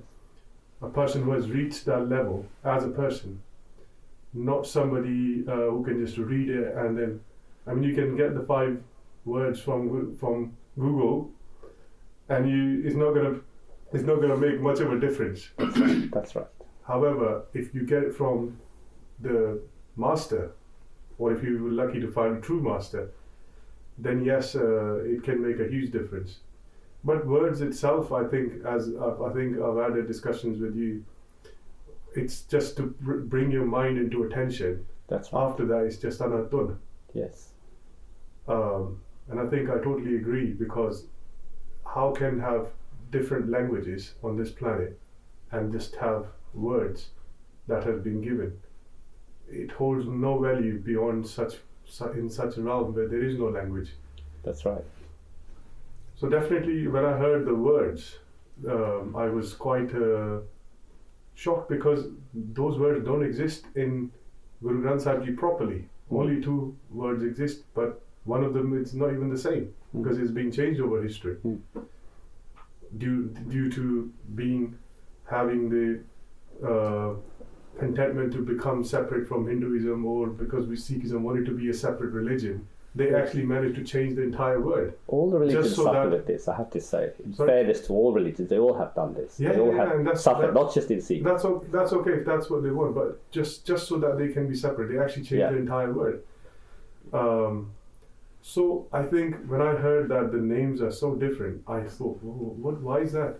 But then I came to realization through masters that these words actually have meaning in realms ahead, the spiritual realms, and the reason they have been given so that we don't even think physically too much about it. They're just there to bring your mind into attention. The names are only for the mind. Only for the mind. Like you say, there's no language with it. There's no language. Yes. In the realm of the soul, there's no language. Yeah. So hopefully that person can realize that Vaheguru itself is just, like you said, is an exclamation mark. Yeah. Like Ram is also praised in Guru Granth Sahib. Yes, so which absolutely. one? You can look at Ram, but Ram is a Hindu expression. The idea is this endearment. We call it an endearment term, a term done with love and affection, praising. Like you might call your little girl Gugi, or something like that. But her name is Balvinda. Yes. So if Guru Granth Sahib is your guru, why is he given so many different names? So you have to think. What do we have? It's written in a poetic concept. It's written as a poetic concept by each one who had that individual expression. So it's not, when you look at the entirety of of the Guru Granth Sahib, then you realize the wonder of the teaching there as a whole. But if you look at one section, it's easy to misinterpret something and misrepresent something, which is what humans do all the time. So, yes. Sorry. Yes. So like Virji says that Vaheguru may not have been mentioned in the Guru Granth Sahib as a name, as a mantra. No. But Ram is, because there's a Shabad which says Ram Simar. Yes, he's given an example. Ram also means the Lord. Another term for, like Babaji uses Malik. Yeah. And there's so Ram is referred to not as the name, as the word, but as a reference to God. Yeah. So they're using the Ram as a reference to God. Ram Simran Karo. Yeah. Is a reference to the mantra, not the word Ram. If you look at the whole context in which things are written, it gives a much better picture than taking one particular quote out and trying to interpret from that. Yes, I've got another question. All 5 names were in the Guru Granth Sahib? They are, except one. The third one? Yes. But they're referred to in different contexts. Is there a reason why that one is missed out? It's not particularly, no. It's just that at the time, the context wasn't written about. But you have to understand that the Guru Granth Sahib is a collection of the Bhagats and the Gurus of the time, at the time of Guru Arjan Dev. Whatever material was available was put together as a book to remind people of the holy teachings of the high truth. It didn't meant to incorporate absolutely everything. There's the book. Imagine a book that can tell you the entire sum of knowledge of even this universe would be miles high. We have to kind of, you could say, put things into a concise and comprehensive form so humans can read and understand. And the idea of the holy books is to create interest in you, in something more than the physical, not to treat them like a book of law. They weren't meant to be a book of law. Originally, the Guru Granth Sahib was sung in rags. Rags are poetic expressions sung in a particular way to emphasize particular words to give this understanding higher, but not to be taken as a book of law. The trouble with all religions are that they read these holy books and they take it as a book of law. That unless it's mentioned in the good book, it's not there. It's not correct, it's not true. That's not the case. There is much more missing from each holy book than there is included. Vastly more. It's just to whet your appetite, and then you go with it and find the truth within yourself. So all holy masters say, go and see the truth within itself. And that's what they say. Guru Shabad, Shabad is Guru, Guru Granth Sahib. Connect with the Shabad Dun within, and that is your salvation. Not follow a master, not run after the physical. Connect with the Shabad Dun. And the Shabad Dun is within you. The Shabad is the creative power, the sound that comes and emanates within you from your own soul at first, and then from the super soul, totality of consciousness. Yes. I just find it strange why the third one is missing. If the ask Guru Arjan Dev why he didn't manage to collect before his terrible assassination and execution at the time, why he didn't manage to collect all of the Bani related to anything. There's so many other things missing. Okay, so no book, no holy book can complete with everything. It is enough that the book contains the message of go within and seek the truth for yourself. That's it. Actually, you only need one line. In fact, let me explain to you how the Guru Granth Sahib was actually commissioned. Originally, it starts with the Guru Nanak Japji Sahib. Now, the Japji Sahib tells you everything that you need to know about this world and your position for the people of that time. And the rest of the Guru Granth Sahib supports and expands upon the original Japji Sahib. And that's where the concept of reciting the Japji Sahib at that time started, the concept. There was no other nickname, and there's nothing like that, and all of that. It started with Japji Sahib. And because that's a complete in itself. Everything's there that you need to know in relevance. And the rest of the book was added on to pick apart the various aspects of it and explain concepts from point of view. That's why it's at the beginning. Actually, that's the reasoning why our Guru Arjan Dev commissioned it that way. You see, not that it was a book of everything. It was a book designed to create an interest within you to seek the highest truth from one who knows, a realized soul. Yes, if we go to the next question. Okay, I've got some random questions now, everyday questions. First one, What happens when we intentionally break a precept, such as consuming an alcoholic drink or eating meat? If there is an intention to do so, then there's a karmic consequence. Because karma is related to intentions only. Even more than this, if the person has the intention to do so but doesn't, because they didn't have the opportunity, karma didn't allow them, the destiny didn't allow them the opportunity, they still have committed the crime. It is still recorded against them, even so they haven't physically done it. Because what's recorded in judgment, in the karmic realms, is the intention behind something, not what you did. Let's say you accidentally walk along and you squash an insect, and you are heartbroken, you had no intention to do that. Now, you've committed a crime, you've killed an insect. You must be punished. But you're not. Because when you go to the court of the Lord, because you have repented, as Jesus said, which is a very useful concept, to repent for your sins. Repent and ye shall be forgiven. Because you have repented, the Lord says, nobody's here to account. You are profusely sorry. You are asking for forgiveness. How can anybody hold anything against you? However, when you intentionally do something, you do it with forethought and malice, then we recognize this as that you intend to cause harm, and you're not repentful as a result. You're not remorseful, and because you're not remorseful, you have to face the full consequence. So there's a big difference between somebody intentionally doing something, even if they've not managed to do it, as opposed to actually unintentionally causing harm and then profusely being sorry and remorseful and repenting as a result. Completely different experiences. Thank you. What will happen to the loved ones of an initiate during the Great Revolution? Are they also shielded and protected from harm? My spouse is vegan, but my family members are not. Without going into too much detail, because there's information written in the book, The Sacred Truth of God, Life and Creation, about the Great Revolution. You see, we've entered into Dwapar Yuga now since 2012. And in this change period that lasts several years, 25 years or so, there's an upheaval that has to occur in the earth, in, you could say, the spiritual vibration of the earth as it's changing, to make people more consciously aware of the next phase of human existence here on earth, because the planet itself also has a script associated with it that all its inhabitants have to follow. So this network of interactions between the individual, then the greater peoples around them, and the planet and the universe, all of them have a script, all of them have a karma to fulfill, but they all interconnect. They weave together, interconnect. And therefore, with this interconnection means that everything's evolving just as it should, in a predestined way, including every aspect of this creation, including us, our behavior, which means that you can't change other people's attitudes or way of life. You can do by example, you can live the best you can.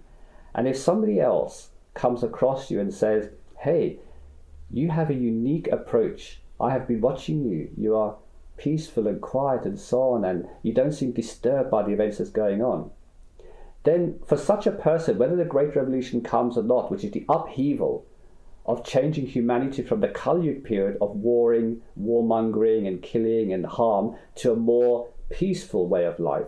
Because in Dwapar Yuga, we're going to enjoy 900 years of peace. But for that transition to take place, things have to be shaken up. So this shaking up process, the saints have termed the Great Revolution. And in this thing, there's going to be good and bad happening at the same time. Like we had thought that warring and killing was gone. And in the 21st century, Russia invades Ukraine, then we have Israel-Palestine conflicts. Suddenly, when we thought, hold on, we are more civilized now, we're not barbaric anymore, that we're warring with each other and killing each other. What's this all about? Then we have so much natural disasters, climatic disasters. Then there's so much problems with economics, all the suffering downturn. there is so much happening that we may wonder what the hell is going on around us. But this is because of the upheaval process. But for a person who is focused on the truth and asks for help from the highest authority, none of this will bother them. And yes, if the family members and people around them also adopt the same attitude of going with the flow, seeking the higher truth, then they'll be spared too. It's not a question that, okay, they'll be automatically saved just because they associate with you. Sure, because there'll be some measure of blessing power coming from you to them, will maybe reduce the impact, but not stop whatever they have to go through, unless they adopt that way of life, that ethical way of living, and that higher thinking process. Then they will be just as blessed as you. Thank you. What is the remedy for the loneliness that we feel, especially after learning about the design of the whole creation system and the numerous levels we are trapped in? Also, since many of us don't have direct experiences within yet, sometimes we may feel depressed about it all. I would say there's two types of loneliness. There's a miserable loneliness and there's happy loneliness. Miserable loneliness is when we're attached to the things of this world and we want all the pleasures that the world can give, and we want that connection with others that we feel will give us pleasure. So then when we don't have that and we see others having it, then we can feel that loneliness. In fact, no one is lonely when they're on their own. They are lonely when they're in a crowd. It's a really interesting phenomenon psychologically. This has been studied well even in Harvard University. That loneliness seems to only occur in crowded places, in crowds, not when somebody's on their own. When they're totally alone, without surrounded by other human beings, they don't seem to feel loneliness. They have aloneness. Aloneness is different from loneliness. One is positive, a practical approach of survival, and the other one is a misery existence of feeling missing out, that they're lacking something, you know. So yeah, this can be quite confusing for some people that they don't understand. For example, a spiritual person withdraws from society as a renunciate, as a sannyas, and you could say they're alone, but they're not lonely. Whereas another person walking in the shopping centre on his own, carrying his 2 bags of everything he owns, can feel very lonely. So what would you say is the remedy then? The remedy is to seek the truth, as always. Find out the truth of your loneliness. Ask, why am I lonely? What is the story? What is my truth? Then that truth will be shown to you one way or another. If you seek the truth and you want to engage in the truth, no matter what your situation is, whether it's good or bad, you will always get benefit. Truth is the universal teacher of all and a universal blesser. Seeking this high truth will mean that you connect with your higher self, or you connect with a higher wisdom, and you no longer feel lonely. Instead, you philosophize. You become the lonely philosopher. Rather than being in misery, you tell everybody how wonderful it is to be lonely, and how it gives you so much freedom and time for yourself, and how wonderful you can enjoy the wonder of creation. It's our perspective that we decide something is negative or positive, not the events. Thank you. Suppose in this life you are my spiritual guide, but in the past we had many relationships in different lives with each other. Example, brother and sister, cousin, best friend, father or partner. How should I treat you after realizing this truth? Should I not bother about past relationships with the same person in various lives and only focus on this human life and look only forward? Again, this one has answered their own question at the end. One should not bother about their backstory, because you can't do anything about the backstory. What is relevant is now, the present. That's the only thing where your attention is. And where your attention is where you should put your efforts. How can you do anything about the past or do anything for the future? You can't. The future is uncertain and unknown to you, and the past has already happened. You can only live in the now. If you live in the now, and you live in the Lord's will and go with the flow, looking forward all the way, then you will always win. Thank you. Can you please offer any words on fostering our intuition? Yes, constant remembrance, constant reminding. Like, how do you learn something? By constantly reading the texts, listening to the discourses and so on. Intuition, there's two types of intuition. There's intuition to the higher mind, and there's intuition of the soul. Now, the intuition of the soul is not in your hands. That's when the soul is empowered and awakened through you seeking the truth, that type of intuition is awakened automatically, and there's nothing you can do about it. You can't control it initially until you become soul aware. So that's that level of intuition, and that is the most deepest part of yourself, the gut feeling that defies all logic and reasoning. And then we have mindfulness intuition. So higher mind itself, remember, Brahmani mind is very wise. It has great knowledge of the workings of karma and creation and so on, up to the karmic level. So if we awaken this aspect of our mind, it opens up your knowledge base. We become knowledgeable. And this intuition translates into knowledge and wisdom. So we could say this type of intuition is called wisdom. Whereas real intuition comes only from the soul, genuine intuition. And the wisdom is a poor copy of that in the higher mind realm, because that wisdom is knowledge, and knowledge comes with comprehension. So comprehension of knowledge gives you wisdom.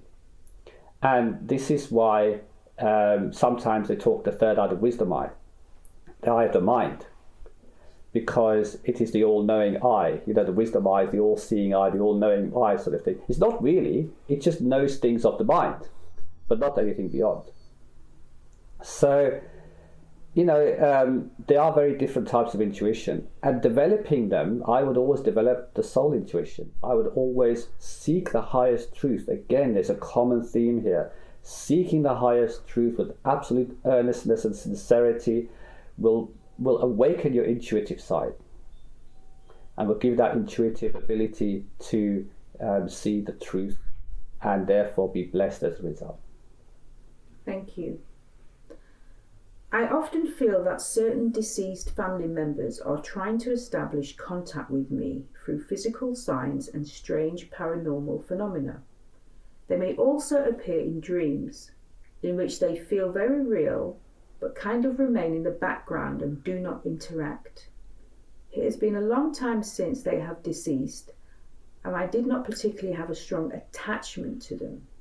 So the question is, can departed family members communicate with us from the astral plane? And should we give credence to these feelings or experiences? I would say that one should not bother with these things at all. Because what good can come of it? It'll drag you back to the past you already lived. The second thing is, apart from your attention of that, is that once someone departs from this world, they do not look back. If you go to visit them in the astral realm, let's say you have the ability to travel through your meditation and go and greet them in the astral realm and say, I am your long lost father or brother or friend or son or daughter. They say, who are you? They do not remember you. We remember them because we're in the physical. They don't remember us. These past relations, once they cross the sub-astral level, once they cross into the full astral realm, all these ties are forgotten. This is stored in the subconscious, in the Akashic record, and they similarly have no access to it. So they have no idea. They're looking only forward now, what's happening now. Just like when you're born here, you have no recollection of your past. How many mothers and fathers have you had which you all claim to love just as much as you say you love these ones? Yeah? You have attachments to sons and daughters here. You had so many in the past. What about them? Each time you profess that you love them so much and you're soulmate and you'll never leave them. Yet you have, and you've forgotten them. Not only have you left them, you've forgotten them. So completely that now you have a new set which you claim to do as equally passionately. So the departed souls have no interest or recollection of what has just happened. They go to the court. All they remember are the experiences. The experiences they have mold the consciousness in what we call sanskars, impressions upon the mind. They don't know the backstories, why they, for example, a fear of water now, a fear of drowning, because they were drowned by somebody. They don't know who drowned them. They don't have anything. They just feel, now they feel drowning. So they're born, if they come back here again physically, they have a natural fear of water, or they have a fear of heights, or they have a fear of something, or they like coffee instead of tea, or they like the color red instead of blue. Why? Why are there any preferences at all? Because these are your sanskars, your impressions. So all that is remembered is the impressions left on the mind by the experience you had, not the perpetrators behind it. So it's wrong for us to try and chase these people into the afterlife. They've moved on. Nobody's hanging around waiting for us to be. This is a very Western thinking. Oh, you know, your dead mother and father, they're waiting for you in heaven, or they're waiting for you in some paradise or some land to greet you and so on. How many mothers and fathers are going to visit there? How many times have you been an insect? How many millions of relations you have? They're all going to be waiting for you. It sounds romantic, doesn't it? It is. It is. What happens is humans, with a human way of ignorance, when they want an answer to something, they don't have a problem just simply making it up. They think, well, if I don't know the truth, let's make up a story that makes us feel better. So somebody comes up with a story back in the folklore, and then it's carried down from generation to generation, and it's the origin of that story is lost, and now it becomes truth. Oh, this is how it is, because somebody so told us. Who told them? Somebody told them. Who told them? Go back to the origin of it all these tales, and then you'll find out actually there was just a feeling that one person said and was carried on for generation after generation. So yeah, these ideas and concepts of the mind are to make us feel better about ourselves. They're part of the illusion. We live in an illusion world, so why not have an illusionary story to tell us how it works? You know, why not? You know, and some people subscribe to us, but a true seeker says, no, I'm not interested in all this nonsense. I want the truth. I don't want to connect with dear departed, dead Uncle Joe or whatever, right? Or I don't want to concern myself with spirits. But some people have a very close connection because they've done the black magic in the past, they've done naughty things in the past. They do connect with some rakshas, demonic things, in the astral plane. So they're plagued by this here. Like they'll have visions of things, they'll have people that come in and so on. And that is a very real experience for them because they can be bothered by it. But if they do the similar, if they're fortunate enough to be initiated by a holy master, or even if they just seek the truth, they're not initiated, but they simply seek the truth and just repeat Ram Ram or even Vaheguru, anything, any appellation that refers to a higher power of seeking truth, that these things disappear. So they can get rid of them. Thank you. Is there a race of beings known as the Telosians, living inside Mount Shasta, the mountain in California, and are they part of the Lemurian race? This is definitely a Westerner. There are other beings living. I'm not going to go too much into detail on this point.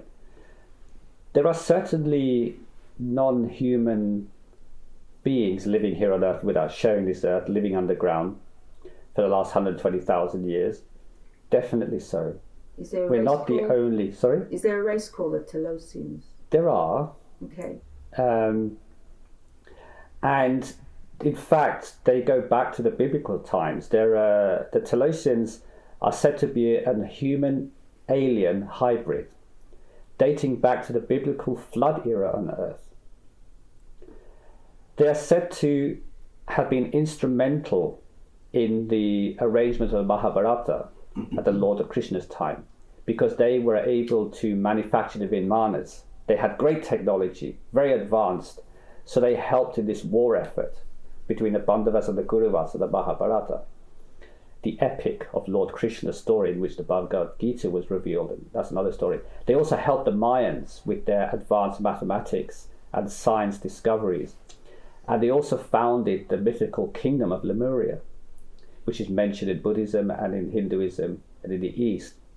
So, yes, there are advanced beings. You call them Telesians, they call themselves something else, it's just a name. But they are highly advanced telepathic humanoid species that are said to be wise and benevolent. Are they living in Mount Shasta, as the question? They actually They're actually the underground crater at certain places on Earth, not just there. Okay. Not necessarily there. Are they part of the Lemurian race? No, the Lemurians, you see, when we go back ancient times, with the shifting of the geological plates, land masses came together and separated in time. We're going back very far in time now. At that time, there was a land of Lemuria before it became Mongolia, which is now Mongolia, and that region's all surrounding Mongolia, which was the center of it. That was originally separated, broken away from the main land, and they called that Lemuria. It was now in the South India, where we call now the Indian Ocean. It was placed there, and it extended onto land. So that was, at that time, historically, going back, hundreds of thousands of years, actually a few million years, that there was this land, and there were advanced beings on there. The races that came and went through mass extinctions. The mass global extinctions are well documented in science due to tremendous catastrophes that happened here, from meteor showers to massive supervolcanoes, which destroyed virtually everything on Earth several times over, where 90% plus of species were eliminated. Only the most advanced were able to retreat underground at that time. So these are one of them. That's all I'll say about that. The person shouldn't worry too much about it. But it is referenced in the Bible as well, because of their powers and their abilities. But they don't really come to the surface much. Thank you. Right, the next question. They want you to tell them a story, but maybe an edited version of it. Okay, here's the question. Please tell me about the story of Lord Yama and why he was chosen as the messenger of death by Carl, which you mentioned in the May 2021 discourse. So you instigated this question, basically. Okay. I'll try to be brief. Now, the first mention of Lord Yama is from the Vedas. So the Vedas describe Lord Yama as the first human being to die here on Earth, thus blazing the path of mortality, than which all human beings have since followed. So, because of this first death and process of karmic consequence from a physical existence here on Earth, that first being became automatically the guardian of death and the messenger of death, because it was the first one to experience this. Therefore, it could then help others along the way, or channel others on the way, to maintain the creation flow of comings and goings. So, so he's the guardian messenger of death who presides over the resting place of death, sub-astrally. So we talk about this sub-astral plane, before the main astral plane, till their judgment day, after 49 days of their passing, of waiting. However, he's answerable to his own master, Dharamraj. So Dharamraj is the king judge of the karmic court of judgment, located at lower levels of the astral realm. And this is referred to by various scriptural religions. So Lord Yama is depicted as having the earth in one hand and a noose in the other hand in Hinduism. And the noose is to snare passing souls that come into the sub-astral realm in a death experience. And he has many servants called Yamduts and Ramduts. So the Yamduts are the negative ones. So if your life hasn't been lived too nobly and too well, you'll be greeted by Yamduts, the grotesque ones, ugly looking. And then you have the Ramduts, which are the angelic type. When people say they see angels and lights and everything come to collect them, they're called Ramduts. They both are servants of the court of judgment, but one is a more pleasant experience than the other. So that's this brief story surrounding Lord Yama. Thank you. I did say these were random questions. Did Adolf Hitler commit suicide, or did he flee to Argentina as documented by Admiral Richard Byrd? If he survived, who was responsible for his escape? Well, I say I have to answer every question brought before me, so I guess I have to answer this one. The conspiracists love a good conspiracy here. That he survived and he went to Argentina and he went into the Bolivian hills and Peru and so on. That's not true. he actually did commit suicide, and his body was largely cremated, although some remains there in his bunker in Berlin in the courtyard. Sufficient amount remained that the Russians collected it, identified the teeth and certain aspects to indicate it was his wife, Eva Braun, and Adolf Hitler, who were burnt there, and they took it back to Russia. They took the corpses back. Then years later, they were eventually, they disappeared. But the DNA or the samples of the tissue was kept. And later on, much later on, it was with the new science that came about and everything, they were confirmed that they are of the lineage of Adolf Hitler. So there's no doubt scientifically and archaeologically that he was dead. But because he was such a magnanimous figure, such a great figure of his time, that people cannot say he cannot have died that so simply in the bunker there. What they don't know is that he was suffering from Parkinson's at the time. He was quite ill. He also had mental health problems, and he had a physical problem with his back. So he was in a lot of pain and difficulty. So even if he did escape and say go to Argentina, what kind of life would he have had? He'd be in hiding so he couldn't receive medical help. He was just deteriorated. So he weighed all this up in his mind. He did consider escaping. But then he thought, I'd rather be a martyr, a hero to the German people and kill myself.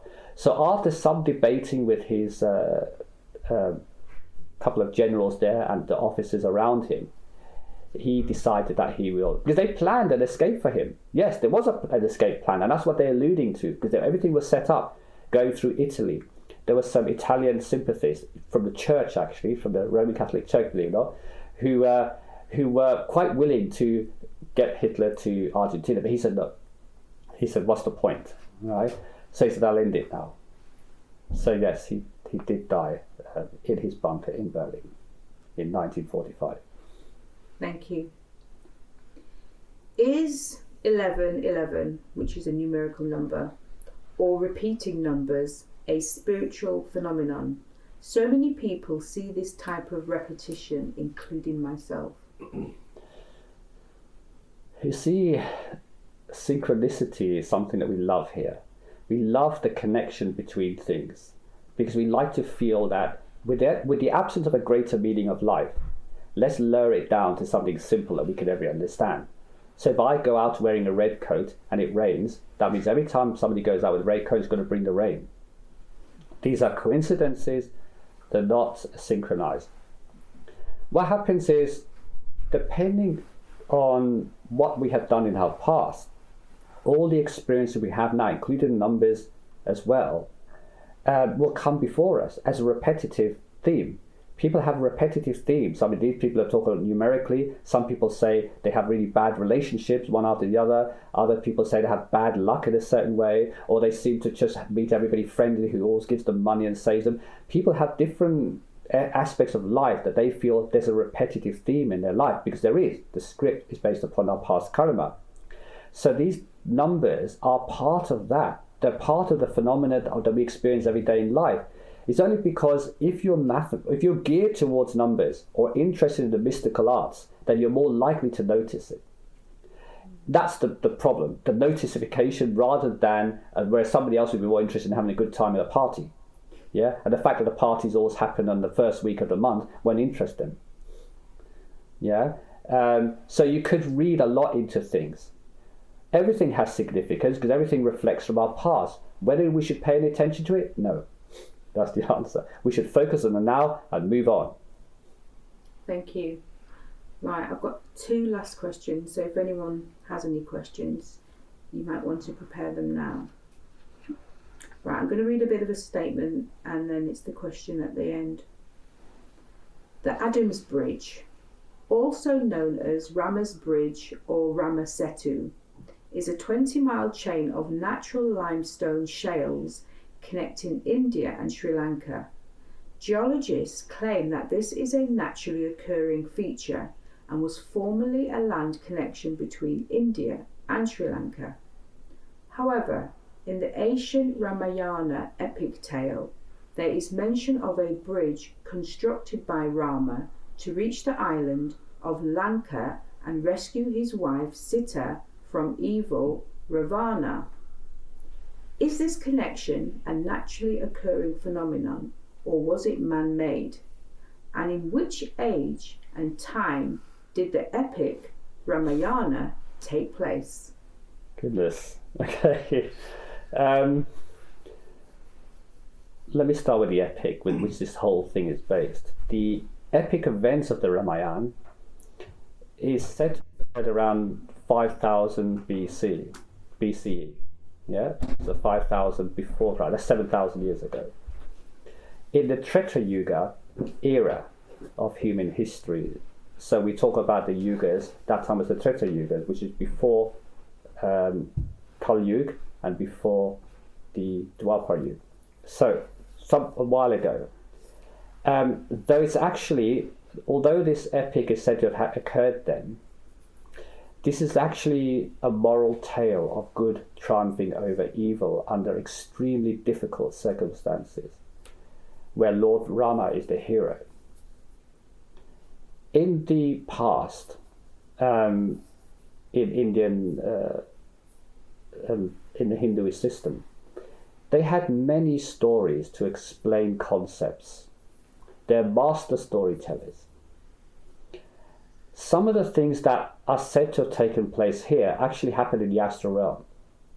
And the sages of the time, the seers, who meditated in the yogic system, and they could access the higher realms, like the astral realm, they would see a story unfolding, which was let's say, a moral tale. And as a result, they translated it here. And later on, it became a story that happened here. Because in the lower part of the astral realm, the entire physical earth is represented there in spiritual form. So everything that happens here happens there first. So if you want to know the future, you just simply go to the astral realm, have a look at the way the earth and the universe is evolving, and then you can translate it. You can come here and then tell everybody and show how smart you are. So what these sages were able to do, they were able to look at the same time as that, they looked at moral tales that were going on there, but not necessarily happening here. They happened here in a much more diminutive form, in a much lesser form. Even the Mahabharata. The Mahabharata is this epic tale of Krishna, Lord Krishna, who was influential in deciding the war between the Kauravas and Pandavas. The Pandavas represented the good, the Kauravas represented the bad. Again, another epic tale of good triumphing over evil, and all the dramas that are involved in it. India loves these kind of dramas. Even to this day, they're very fond of dramas. If you watch Indian TV, it's just, the dramas things is very much part of Indian culture. But there were certain dramas that were portrayed into moral tales that became part of the established religion and part of Hinduism. Neither the Mahabharata nor the Ramayana took place here on earth, actually. But the representation of them did. Like there was indeed a King Rama, not Lord Rama. And he did have a wife, Sita. And there was the evil Ravana, or Ravan. And he did kidnap the king's wife because he coveted her. And he took her to a land. So the story that occurred actually did happen in a much lesser way, because in the Ramayana, they have to add the mystical to it. So you had Hanuman, who was the monkey god, Rama's faithful companion. Lord Rama himself was supposed to be the representation of Vishnu or Krishna. So, and then he summoned the monkeys and everything, and they all went together as an army in magical ways and got to Sri Lanka and rescued the wife. Now, the actual story is much more boring than that, but it was a tale of a man searching under great difficulties. He never really enjoyed being a king, Rama. And he went to get his wife back, and the story of that, and his faithful companion, Lakshmi, and so on. And the great tale written about. It's a good read. It's a good story. And at the end of the journey, as he went to rescue his wife, there was a boundary in India, because Sri Lanka at that time was separated from India. But there was actually it was much more shallow. The sea was much shallower then than it is now. The sea levels have risen considerably then. So there was a bare line of rock, which the geologists say is a natural formation there, that crossed it. But however, it was still, the waters were still kind of chopping up the ankles and everything. So they simply put this shale organized in rows, in very neat rows along for the 20 mile, that the army of gods, monkey army, actually did this with Hanuman's instruction, you know. And they built this bridge. So there's two parts to this. Yes, there's a natural geological formation there, but there's also a man-made structure that can't be explained. Very regular cut stones, very much in line, in a perfect line, which cannot be a natural phenomenon. So, and that was the means by which he crossed there and rescued Sita. But it was a very physical and laborious, took years and so on for him to journey to rescue his wife and so on. But they embellished it greatly in the Ramayana, the epic, involving the gods, involving his powers and many other things. So yes, the story of the Ramayana is loosely based, and I have to say loosely, because there's a lot of content to it. There's a really big thing. I've really summarized the content of the whole thing. But it's loosely based on the actual events. Just like there was a Lord Krishna of Dwarka, he was just a king. He wasn't a lord. He wasn't the mythical Krishna we spoke about. So when Saint Vyas saw the spiritual version of that story, he wrote the epic Mahabharata, which is hailed today as one of the greatest epics and moral tales ever, anywhere in the world, easily rivaling anything that Shakespeare wrote. Yeah, very great epic in which the moral tale of life, or the spiritual essence of the teachings of Lord Vishnu or Krishna, is embedded in there. But the events didn't take place here on earth. But there was a Lord Krishna, and there was the Pandavas, there were the Kauravas, there was this irregular clash, a regular fighting. But the whole thing was used as a backdrop to give this epic tale of the gods fighting good versus evil and all of that, you know, and the superpowers of the Vimanas and so on. And everything, all this was added in to make a tale. So yes, there's half-truths, let's say. Thank you. This is the last question now. Can you tell us what to do with the money that we have invested in several places so we can prepare for the economic breakdown? This has been on my mind a lot. I'm now a financial advisor, among other things. You said you'd answer all that. Yes. No referrals. I think, you know, what is written is going to happen regardless. And yes, whilst there's difficulties coming ahead, particularly for the Western world, where the Western powers will lose their economic base, and that will be shipped over to India and to China, which will become the new superpowers and will be more of a service industry sector and so on. There's nothing you can do about that. So I would say just take wise decision and not worry too much about your investments. As things evolve, you take decisions based upon practicalities that you witness. I cannot say somebody place it there or place it here. I can't tell that, I can't say that. But I can certainly say that make wise decisions based upon what you see is coming. But ultimately, don't worry about it, because you have no control. What is written is written. If you live in the Lord's will and you go with the flow, then automatically everything will work itself out. You know, not to worry about such things. Certainly from a spiritual point of view, you know, not to worry about material things. Thank you. That's it. Has anyone got any questions? Yes, go ahead. So this is not a confession chamber, but in the spirit of honesty and the community that we share, I'd like to make 2 points. Firstly, that I confess that I'm not at the same level as my friend here, my brother here, who has gone beyond his Amritari status and gone further and looked and is willing to look further spiritually. I'm still seeking spirituality and willing to look forward, but and I've said this to you before, I'm a loyal person, and I went through an initiation ceremony as a Sikh. I gave my head in symbolically, and the mantra Vaheguru was put inside me by the Panch Pyare, Nam Darir, it's put inside me, and I cannot readily,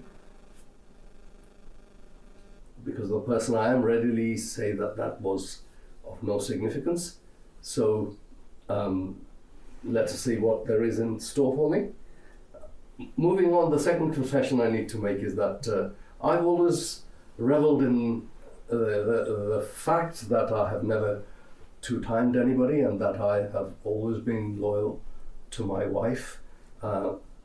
But what you've just said about intention, you know, when I see all these nice women out walking the street in the summer, I'm actually buggered, you know, right?